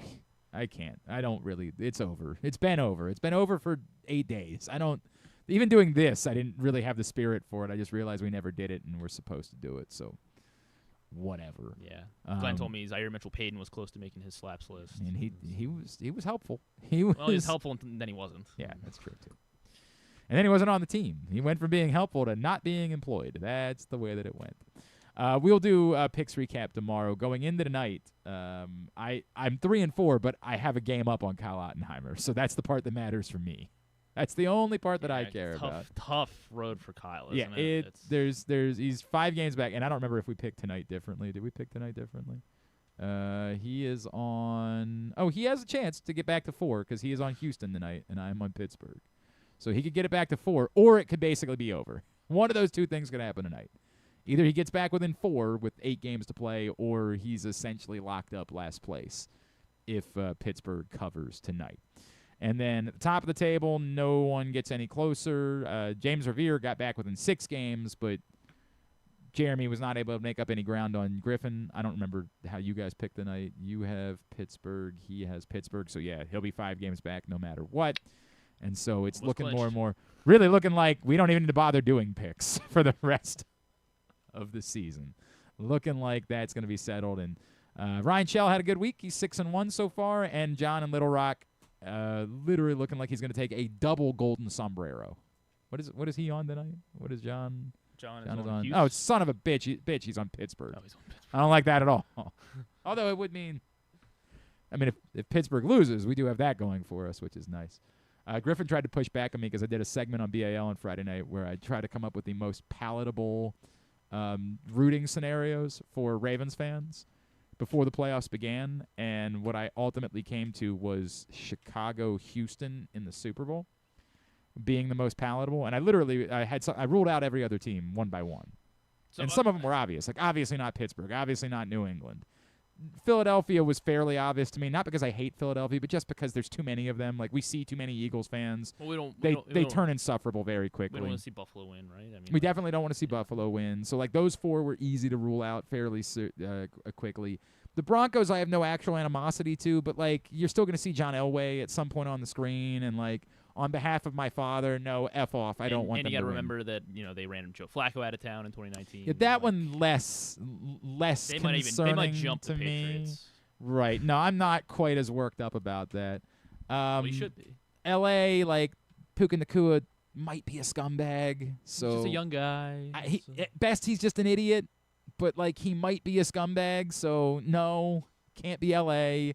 But Griffin was very pushing back about I don't need to watch. Like, don't get me wrong. If I break up with a gal and I know, or if we break up and I know that I didn't treat her well, the way that Don Draper didn't treat Betts well, I can recognize that. But I still don't want to watch her have sex with Henry Francis. I still don't need that. This thing where you're like, but I'm happy for Mike McDonald. Why? I mean, like, I don't hate him, but that doesn't mean that I want to watch it either. So no, it can't be Seattle. No way. Can't do it. Nah, not a chance. So I went through one by one, and I came up with Chicago, Houston as being the most palatable because I said I also, like, neither team, it's been forever for Chicago, and it's never for Houston. So, like, good for them. And then you add in I feel a little bit of kinship with those places. In Houston, they had a team stolen from them, and they have to watch ghouls wear the uniforms of the team that was stolen from them. We know a thing or two about that. And in Chicago, it's a wonderful American city. I've enjoyed every experience I've ever had in Chicago. The food's great. 4th of July in Chicago is amazing. I love Chicago. But we are a very simple country, and so whenever you bring up Chicago, somebody's like, oh, yeah, but you're going to get murdered. Which, kind of reminds me of another place that I know well, which is a wonderful city. And yet mouth breathers all over the country just, oh, well, you're going to get murdered. So I feel some kinship. So I'm those two places, I'm rooting for them. I'm rooting for Chicago, and I'm rooting for Houston. It'd be great if that was the Super Bowl to me. Be good with it either way. DJ Moore is great. Love DJ Moore. He's fun. All in, man. Give me some new blood. I love it. That's what I came up with. Let's continue to discuss potential Ravens head coaching candidates. We'll talk just football with him as well because he's one of my favorite guests ever. You know him as Stink. You see him on Fox, and you hear him in Denver on 104.3 The Fans, so we want to get his opinion in particular about 2 Broncos assistants who have both been interviewed for the Ravens head coaching position. He is the great Mark Schlereth, and he's back with us now here on GCR. Stink, it's Glenn in Baltimore. Appreciate you taking the time, man. Thank you for doing this. My pleasure, man. Always good to be with you. How you doing, buddy? Everything is good. We're in a weird spot, right? It's been a long time since the Baltimore Ravens have needed a head coach. We haven't done this type of show in nearly 2 decades. Mark, before we get in on the Broncos, guys, if you're the Baltimore Ravens, generically, what would your priorities be in this head coaching search? Well, I think the biggest thing for me is how do I address our offense? How do I address our quarterback? How do I get the best out of that guy? And how do I move this offense forward? And those are the things that I think, you have to look at. I think you have to find somebody that meshes well with Lamar, that understands what his strengths and what his weaknesses are. And I'm a big believer, in putting players in positions to accentuate their strengths and help mitigate their weaknesses. And so I think your biggest thing is how are we going to move forward with our quarterback who's a 2-time MVP, and how do we get the best out of him, and how do we support him, come playoff time? Because we're still, you look at this hiring cycle and you look at the teams that are available right now, Baltimore has got to be in the best position and has got to have the best roster of any team that's available to take over right now. So, to me, they are the number one destination if you're a head coach. Now, does that have to mean that it's an offensive-minded head coach, Mark, or can you do that? Can you hire a defensive coach and get the right coordinator to make it work? I admit that my preference is always to hire an offensive-minded head coach because I constantly live in fear of an offensive coordinator working and then running off to another job. But what you're laying out, does that mean that you need to find an offensive-minded head coach? I'm with you. I think for me, that's the way I would go. I think the issue that you get into with defensive-minded head coaches is when push comes to shove and when you're in a critical moment, you're always facing decisions based upon what's best for my defense, right? What's best for my defense to be able to to mitigate potential disaster, and for my defense to shine, and for my defense to play well. And I think oftentimes your decisions hamstring your offense a little bit, hamstring those players a little bit. So, hey, listen, man, can it work? Absolutely. Oh, see if we can't reconnect with Mark Schlereth here. Is just technology happens. That's the way it goes. Chatting with him about the Ravens head coaching search, and obviously we'll dive in on the 2 Broncos assistants that we have been discussing. Davis Webb, the young offensive candidate, and also, of course, Vance Joseph, their defensive coordinator, both of whom interviewed for the Ravens job last week. Today's show is also brought to you by the print issue of Press Box, which is available for free at your Baltimore area High's Dairy stores. Go pick it up today. It's got It's the best of issue celebrating top people performances and moments of 2025. Includes our Mo Gabba Sports Person of the Year. Go pick that up today. It's free. You can also read it all at PressBoxOnline.com. Let's bring back in Mark Schlereth. And Mark, I guess let's dive in on a couple of the names, and particularly the two that are Broncos assistants that have already been interviewed for the job. And the one, because what you just laid out, I tend to agree with. And yet, I think I'm a little bit more interested in Vance Joseph than a lot of Ravens fans seem to be, because I put this out over the weekend, and I got a lot of pushback. And I think a lot of people just weaponize that, he was a head coach for a couple years and things didn't go well. But I look at that defense, and I see a Nick Bonito who was a late second-round pick and has become a superstar. I mean, a megastar in this league. And a Jonathan Cooper who was a seventh-round pick and has become a really high-level edge rusher in the NFL. And my gut tells me that a Ravens team that has needed that, has badly missed that post-Terrell Suggs, would be well served. How much credit should Vance Joseph get for what he's done with this defense? And then how do you measure that against a rough stint that he had in a brief stint as head coach? Yeah, I think as a head coach, I don't think he was really given the opportunity. In a lot of these cases, he comes in here as the head coach in Denver, and he's like, hey, man, you get to be the head coach, and we're hiring you as the head coach, but you've got to retain, these 7 coaches on your staff. That's really hard to do, and it's really hard to have success when that's the case. I think the other thing about first-time head coaches is when you're a first-time head coach, you don't necessarily have those relationships with enough coaches to really develop a staff.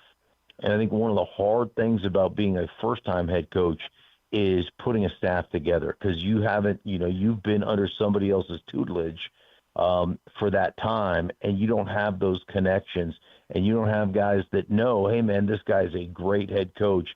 He's really organized. He's really got these things. Man, I'm going to make this move over here to this particular team to become part of this guy's staff.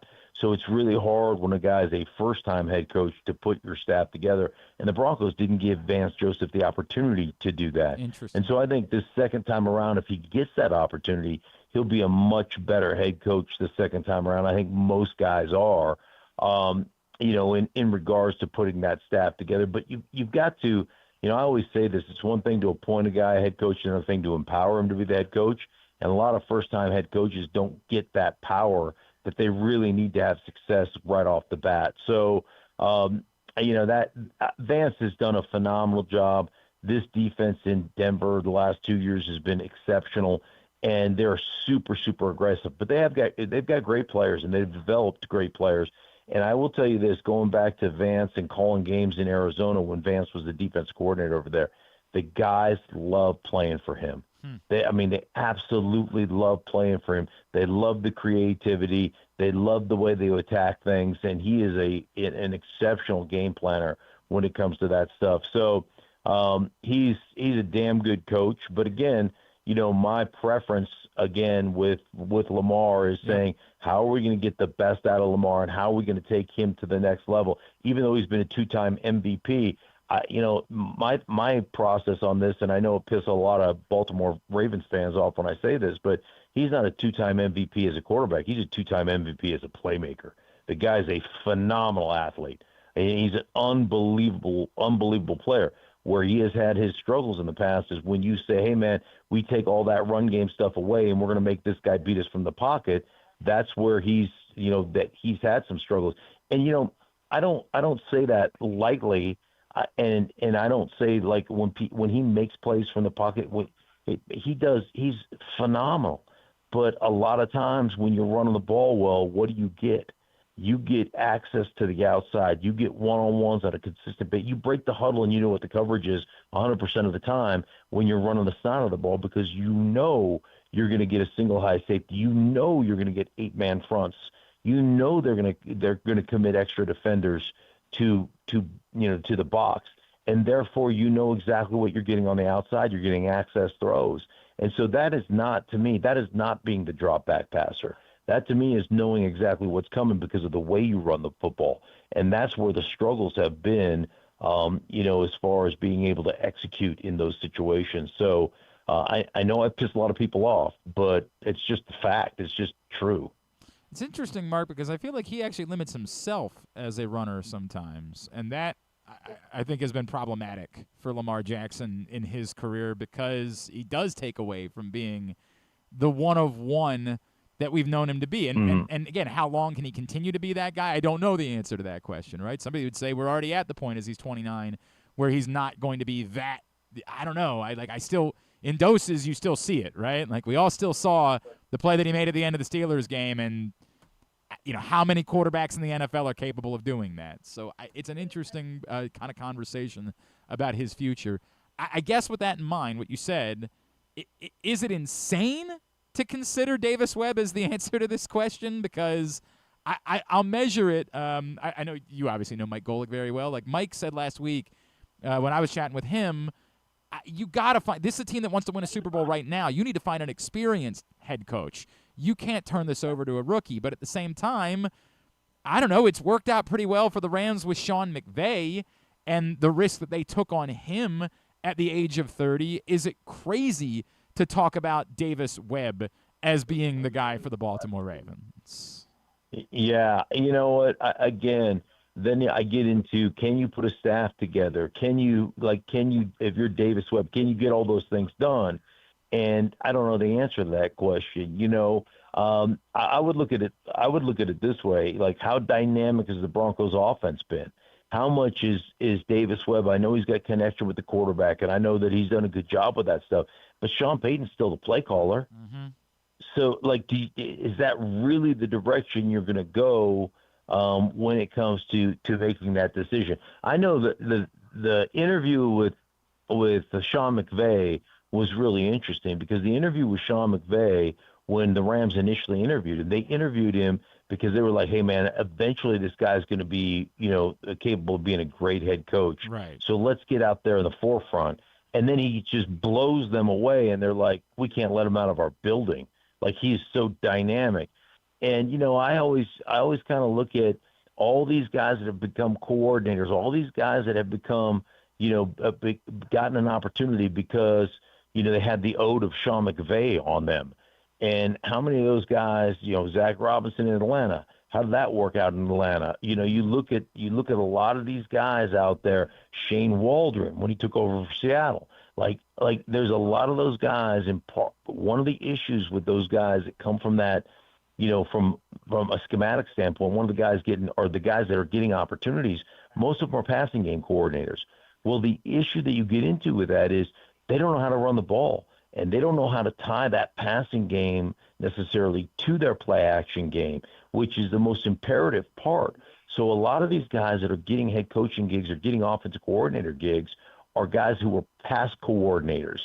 And I'm just going to tell you right now, I know that you throw the ball 65% of the time and all that garbage, but you have to understand how to run the ball, and you have to understand, more importantly, how to run the ball in the red zone when you're not getting favorable matchups, and then how to tie that passing game to that running game. Those are the things that become most imperative. And the guys that are getting opportunities are guys that are passing game coordinators, and they're not ready to be play callers. So in my opinion, they just don't understand that aspect of offense and how imperative that aspect is. That's interesting, and obviously in particular for a team that has Derrick Henry, right? Like that is a little bit different here. I wanted to ask you about one other specific name, Mark, because I don't know if you've ever had a connection with him, but I know you were certainly together with his dad at one point. Clint Kubiak, who was an assistant in Denver not that long ago. I am enamored with Clint Kubiak, and I'm afraid that what I'm really enamored with is Gary Kubiak, right? But in watching the Seahawks this season, I love simplifying football, Mark. Like, this is the dumb guy. You know the game better than I do. But I love that he arrived, saw that they had a freak, a one-of-one at wide receiver, and said, you know what we're going to do more of? Throw the ball to that guy. Make football simple. That guy's going to win every matchup he has. Let's get him the ball every time. I am enamored with that. I'm enamored, obviously, with I just have romantic feelings about Gary Kubiak and the time that he spent in Baltimore, and I do think that those relationships might be able to help him in building a staff. I don't know if you know anything at all about Clint that you could share or what you think about the idea that that might be a good route for the Ravens to go as they look for the next guy that can help with Lamar Jackson. Yeah, I mean, I love Clint. You know, I love what Clint does, and he's a damn good offensive coordinator, and he's had a lot of experience, and he's worked for his father, and he's gone through all those things. You know, I think one of the things that you have to start looking at too is dynamic personality. Can you like when you're a head coach, man, authenticity becomes a very important part of leading your franchise, leading your team. And then how do you deal with the media? How do you deal with your players? How do you command the room, whether it's standing in front of the podium after a game or, on Thursday or whatever it is, standing in front of your team?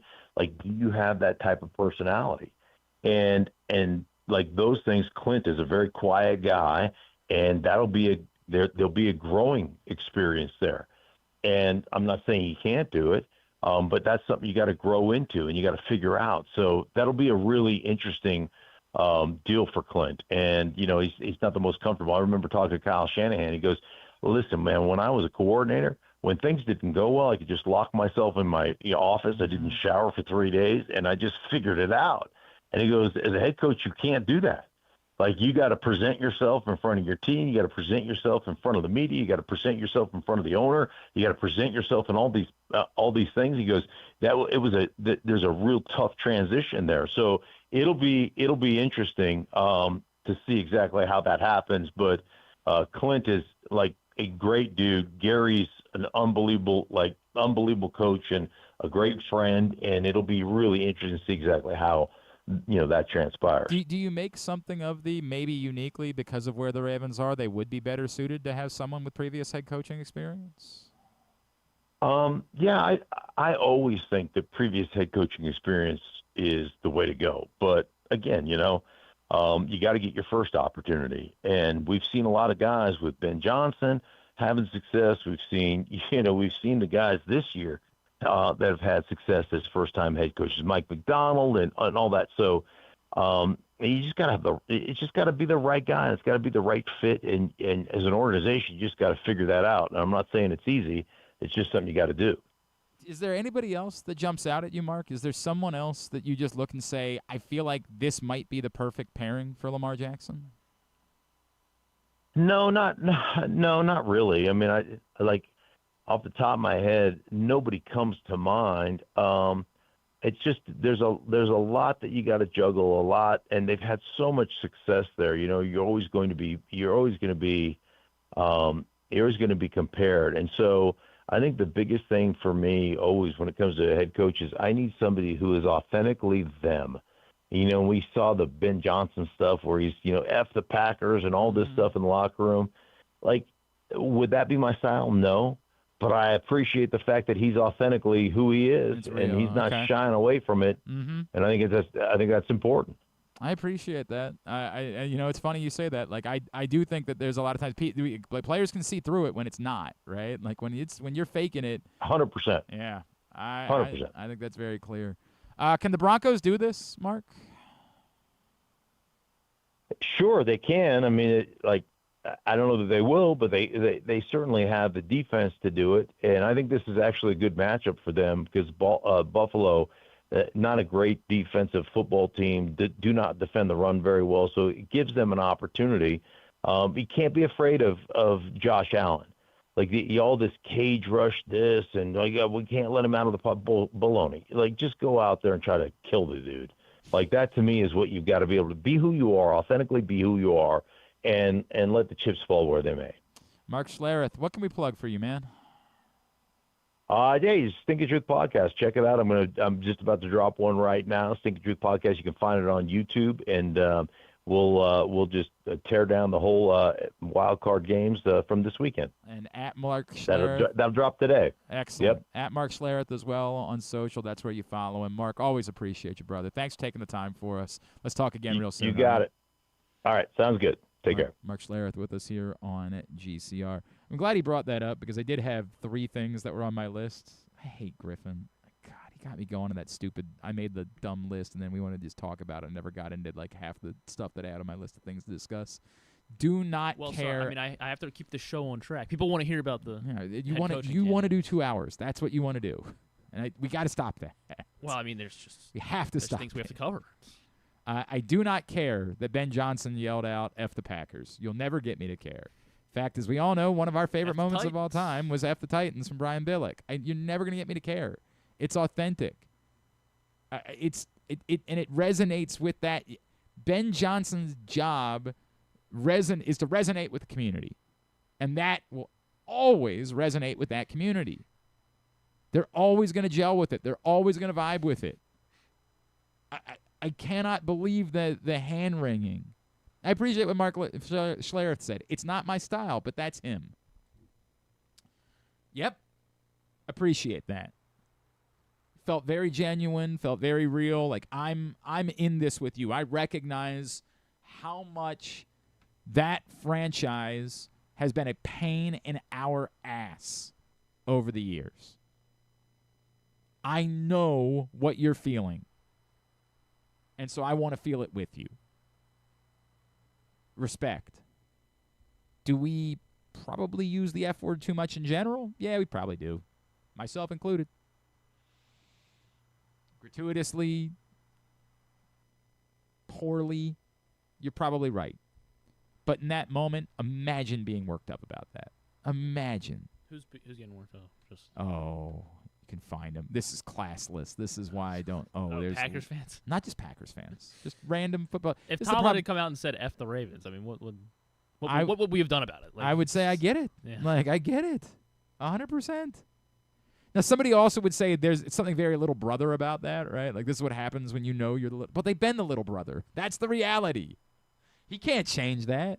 That's why maybe it would feel odd, like now, for like a Ravens or a Steelers coach to do it, right, because they're fairly even, right? Like, I know the Steelers have had the upper hand a little bit in recent years in head-to-head matchups, but the Ravens had won the AFC North 2 years before the Steelers won. They're pretty even. The Bears have been the little brother. Like, there is something to be said for we're not going to be little brother anymore.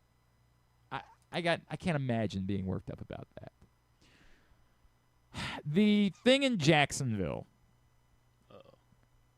I don't know anything. Glenn told me before the show, have this ready. Yeah. And then, of course, didn't get to it. I don't know anything about Lynn Jones. Lynn Jones might be a lovely woman, and in fact, everything about what she said would make you think she's a lovely woman. She apparently isn't really a sports reporter as much as she is like a community reporter. So maybe it's a bit strange that she's in the post-game press conference, but this is a reporter named Lynn Jones, and this has been, this has been a very loud conversation on social media. How you doing today? Lynn Jones, Jacksonville Free Press News. I just want to tell you congratulations on your success, young man. Thank you. You hold your head up, all right? You guys have had a magnificent season. Thank you. And you did a great job out there today. Appreciate so you just hold your head up, okay? Thank and you, ladies ma'am. and gentlemen, Duval, you the one, all Thank right? you, ma'am. keep it going. We got another season, okay? I appreciate Take it. care and much continued success to you and the entire team. Thank you, ma'am. How you doing? So it's a really difficult conversation to have. It's a really tough conversation to have. Because I think it's a both things are true conversation. And when I say that, my initial thought is the same as it is that everyone that's ever been in a post-game press conference, anyone who understands the profession knows not the time or place. Which doesn't mean that it's inappropriate for her to say in general. It's there's a finite amount of time that the media writ large gets with the coach, and there are actual questions that need to be asked because you're not going to get more time. And so you editorializing in any way, instead of asking a question, is limiting the amount of time that is being given to people who are genuinely trying to do their jobs.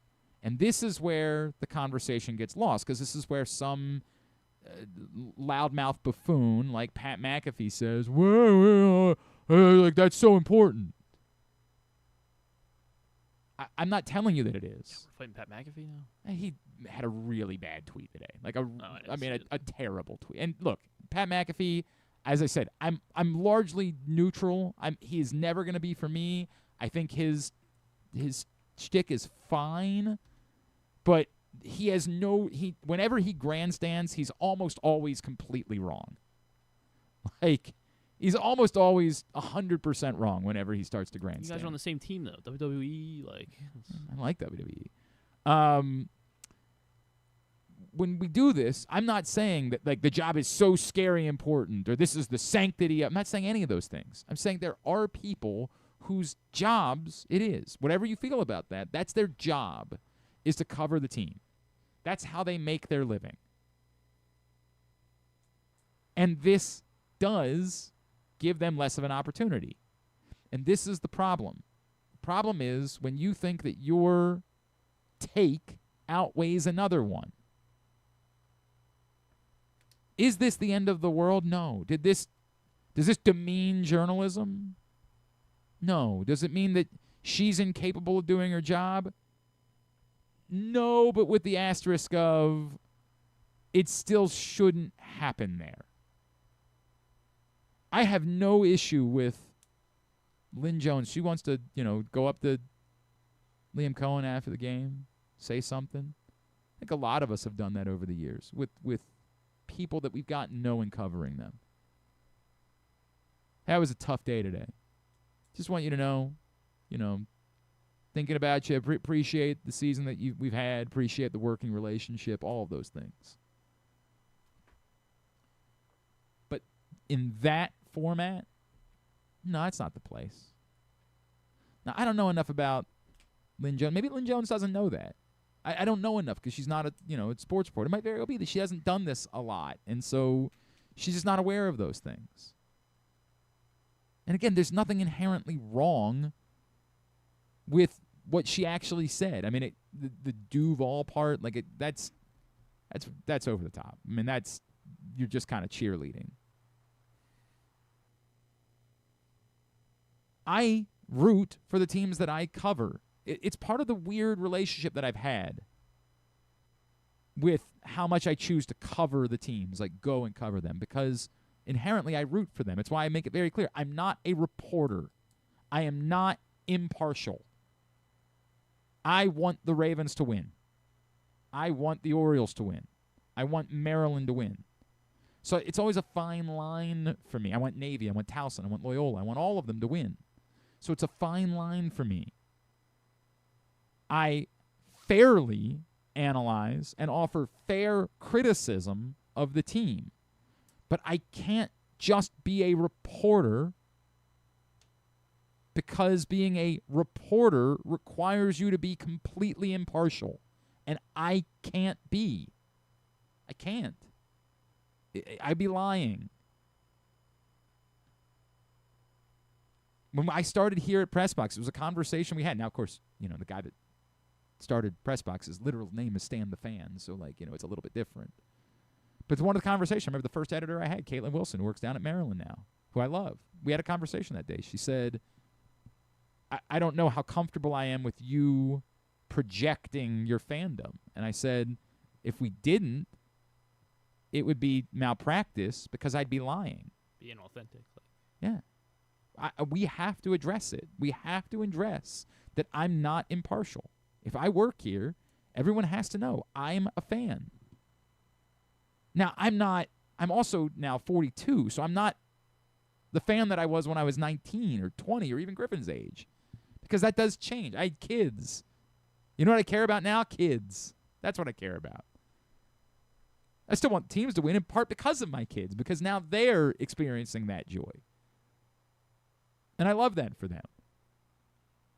But it's why I can't be a reporter. I'm a columnist. I offer opinions. I'm a talk show host. I offer opinions.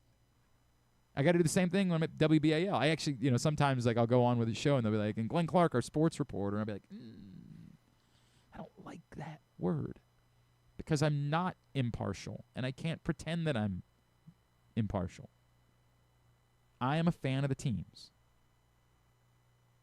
So when I do go cover the team, I have to make it very clear that I'm not there as a fan. I'm not here. I wish I could remember, there was a particular Gravis Vasquez game that was like really emotional. I remember I openly acknowledged it. Drew made fun of me for, like, it was a really emotional game. I had to go kind of wipe away. I had to like walk away for a minute because it was an emotional, like, wow, what an unbelievable stud this kid has been since he's been at Maryland. Like, he really is one of the great players that I will have ever seen at Maryland.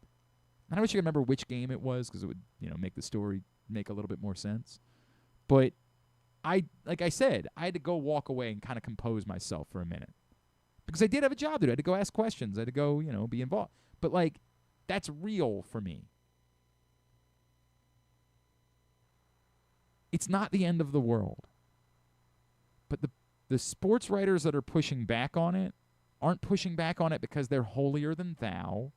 They're pushing back on it because this is still a profession. This is still a job.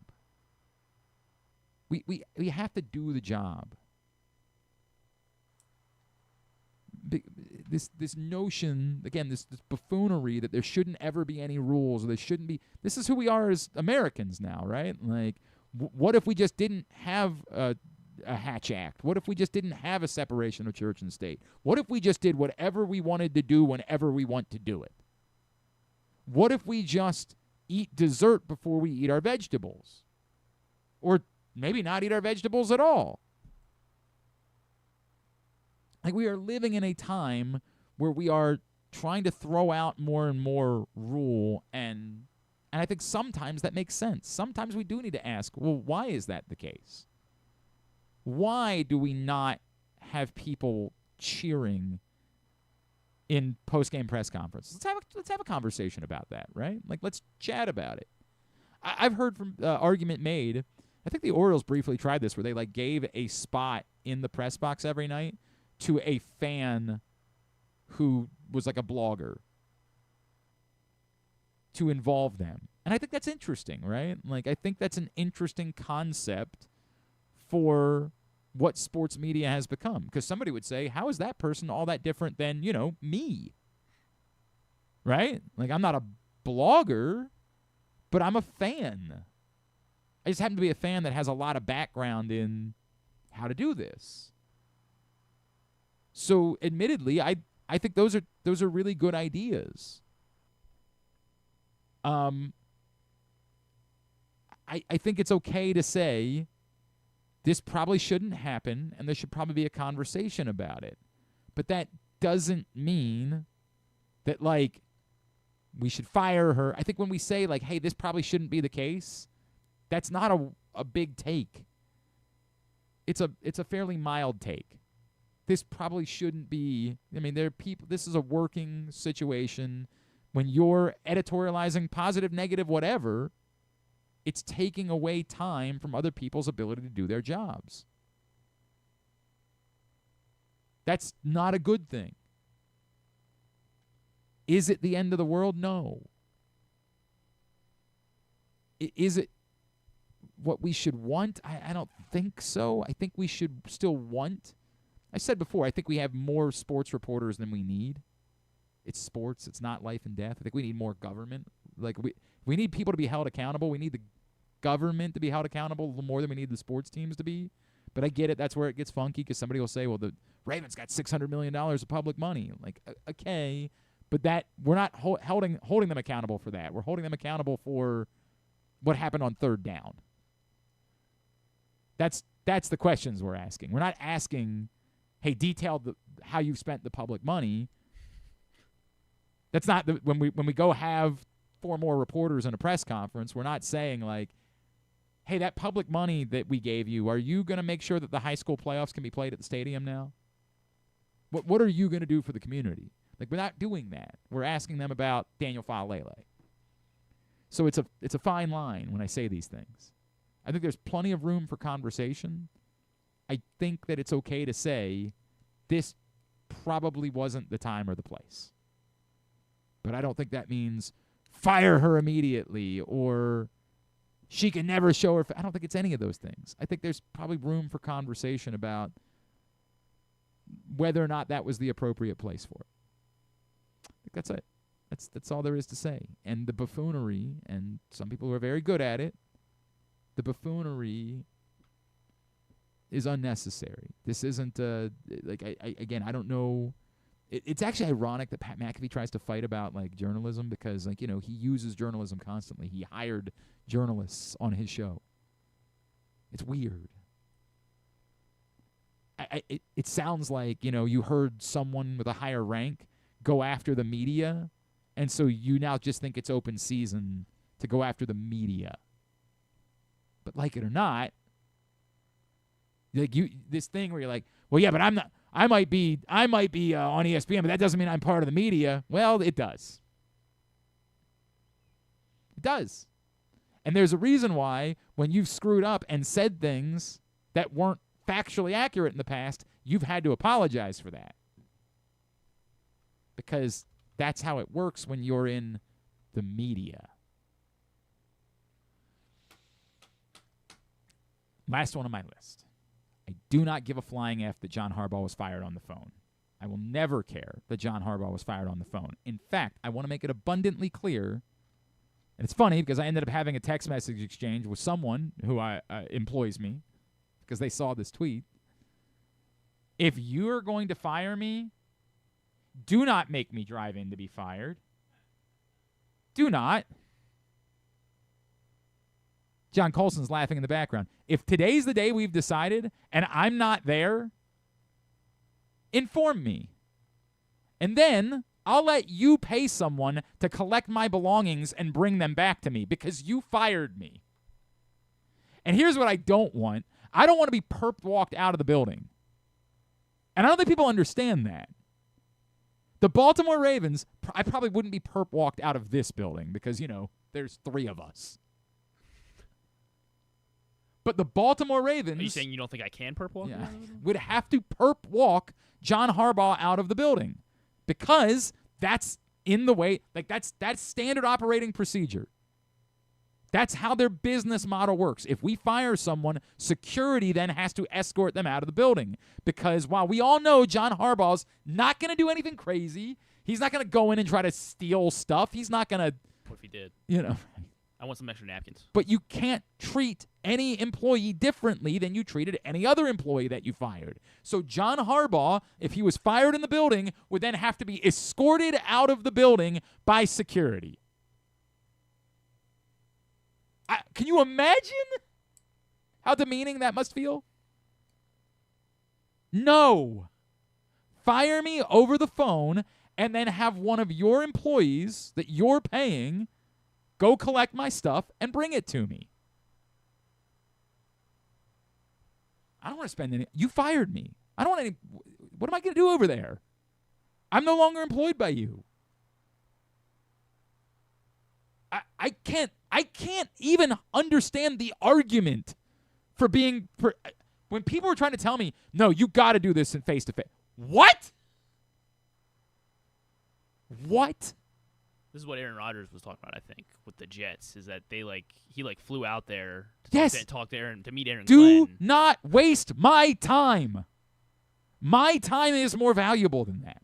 If the decision is made, if you want to have a conversation, if you're, we're talking, we do that all the time. I just had one with John Colson recently. You want to have a conversation about the direction of what things, by all means, let's do that face to face. But if you've decided I'm done, you do not waste one more second of my time. As soon as you've made that decision, you call me, you inform me, and then you figure out what you need to do. I'll help the person. You can get them on FaceTime with me.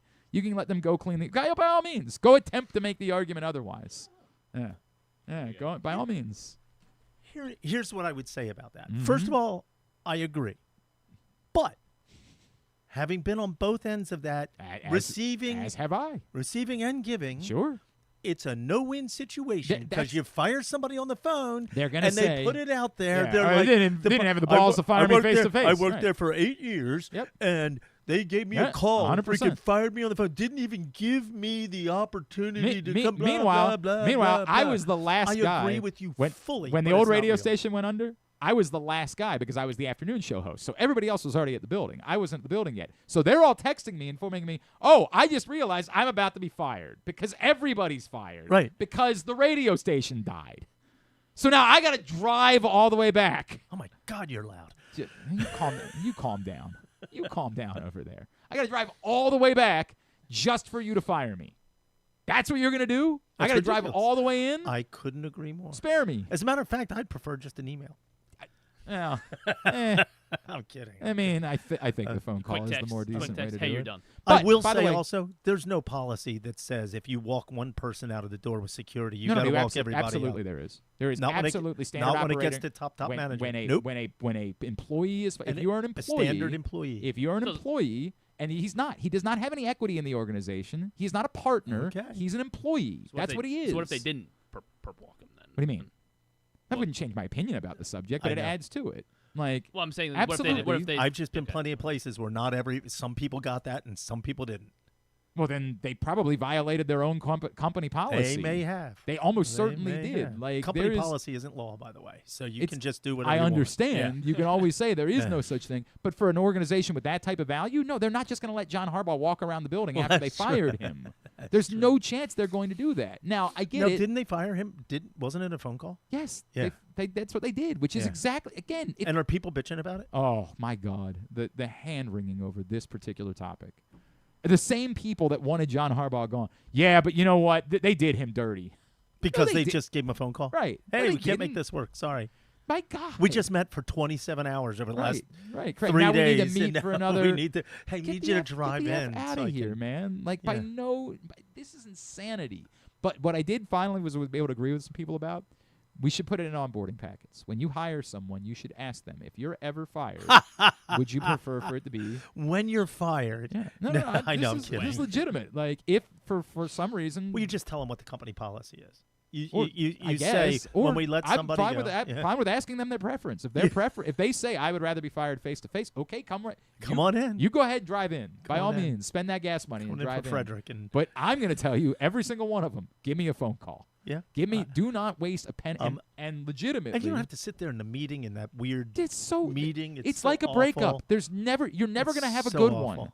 It's never going to be one that you walk out of like, you know what, man, I'm feeling really good The about. truth that is, when today." you fire somebody, they should. You've done a bad job of firing them if they didn't expect it.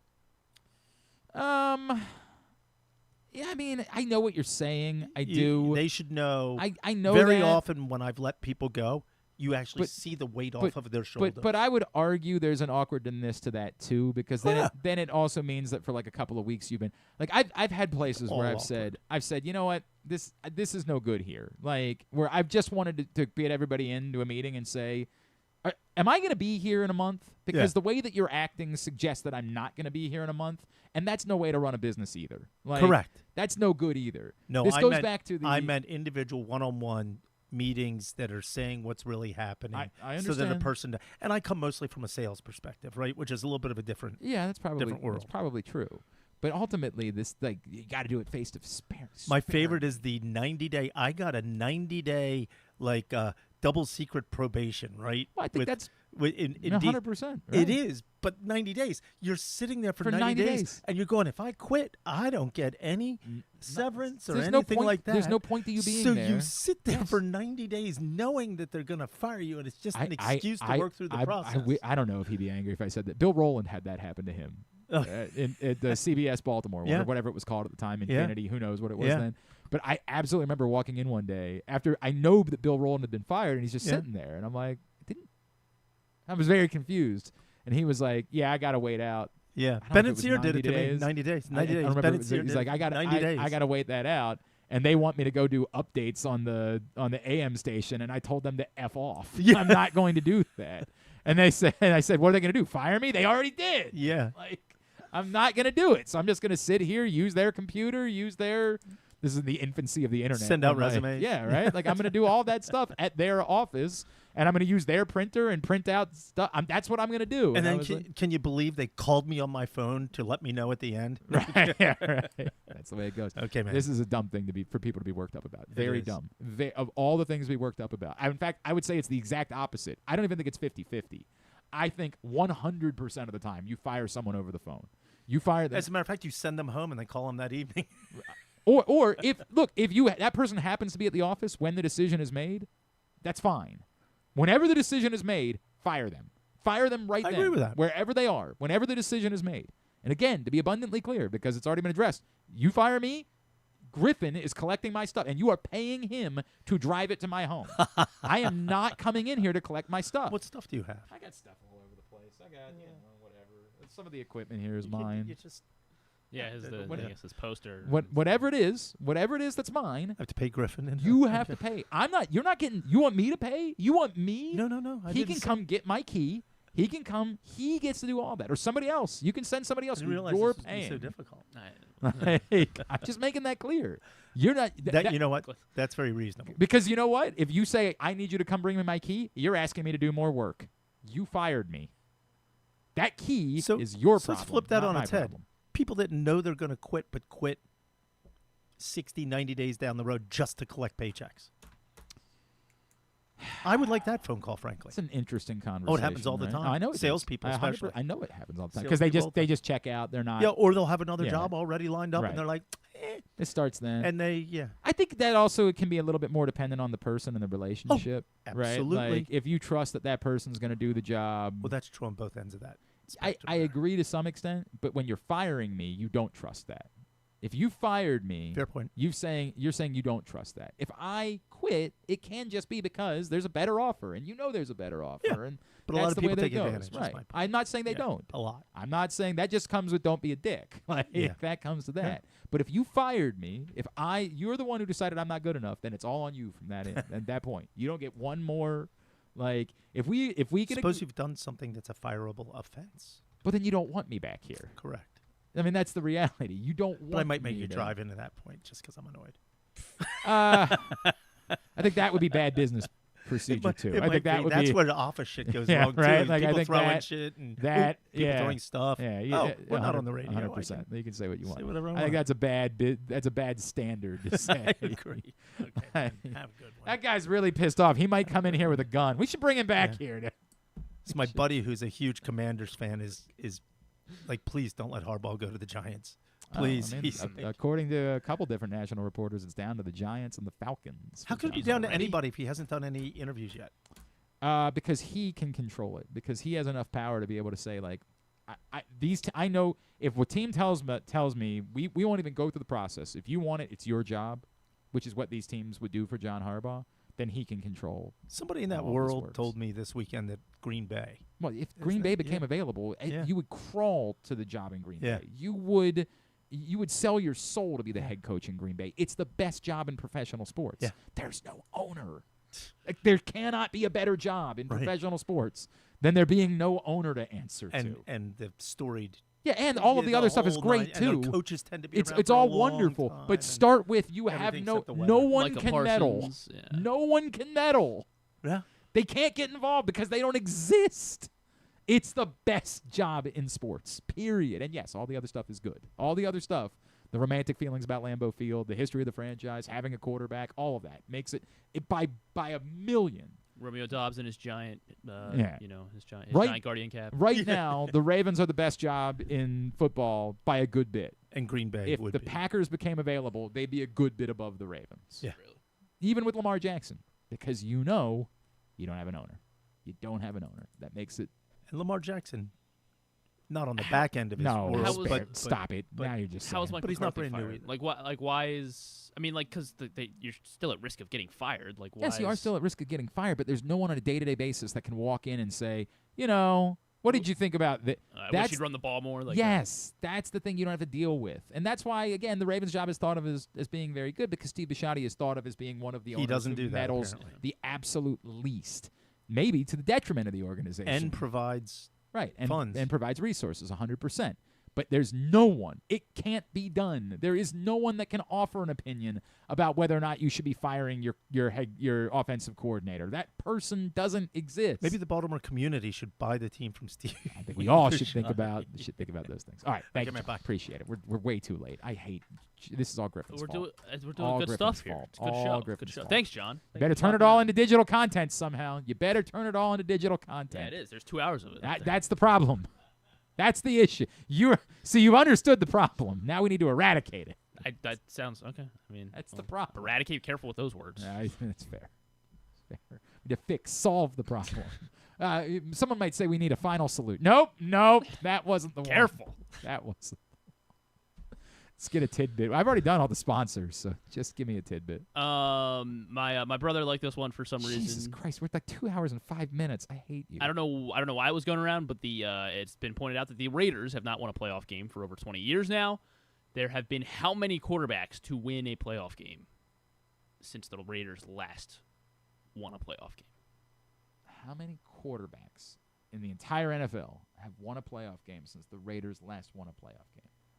70. Little high. 60. Little low. 69. No. 67. Go ahead. Yeah, I wish it was 64. 64. I was pretty freaking close on my first guess. That's a pretty good. Yeah. 64 quarterbacks. And then I had one other one with so Miami winning the which bowl were they? They were in the Peach Bowl. They were in the Peach Bowl. Yes. No, they were in the Fiesta Yeah, Bowl. the Fiesta Bowl. Fiesta Bowl. So they become the second team in college football to win each of the New Year's Six Bowls. That was their first win in the Fiesta. How about it? What other school has won all 6 New Year's Six Bowls? Ohio State. No, not Ohio State. Alabama. Not Alabama. Texas. Texas. Hey, there you go. There we the go. U and the Horns. Well, to be fair, like the Cotton Bowl wasn't always a prime bowl. The Peach Bowl definitely was not always a. Yeah. Even the Fiesta Bowl. Traditionally, it was the rose, the orange, and the sugar. And oddly, like the Cotton Bowl at one point was like a premier bowl, and then kind of dipped off for a little bit, and then has been brought back. And has it always been where it's like you're trying to like match up the Big Ten with a Pac-12 all of the bowls had some sort of had rule. conference tie-ins for years. Remember before even before the BCS. It would be insane. The number 1 team in the country would be facing like the number 7 team in the country in a bowl game, and then you just try to figure out. You just have to guess who the national champion was. You'd have like number 2 versus number 3, and number 1 versus number 9, and then like the number 2 team would like pound the number 3 team, and the number 1 team would, only squeak by the number 9 team, and they both would have 1 loss, and then they just go on television and like campaign. Well, we should be the. Then you'd end up with you'd have like split national champions because the coaches would vote one and the AP would vote the other. God, it was a dumb sport. We should go back. Like we can complain about this all you want, but like my God, it's a million times better. Oh, it's so much better. Here's coming up tonight, tubular wise. Miami and Texas. We have at this point in our lives, we have 9 football games of relevance left, including the college football playoff national championship. Trying to make me cry, dude. That's why I start getting depressed in the middle of the season. You gotta learn how to live in the moment. Like we have this Monday, we have next Monday, and then we have no more Mondays. Back to WWE Monday Night Raw. Yeah, we have no more Thursdays. We do not have another Thursday football game until September. It's sad. Oh, it's sad. preseason It's football. depressing. Yeah, you can have preseason. The Hall of football. Fame game will be on that's always on a Thursday. ESPN and ABC tonight for Texans Steelers at 8:15. A few local teams in action tonight. ESPN Plus for South Carolina State, Coppin State at 7. By the way, I don't know if you remember, but the South Carolina women coming to Coppin State this weekend, and just wanted to duck in to see about getting into the game. Nothing. You cannot get tickets. There are none available to go over and check out South Carolina.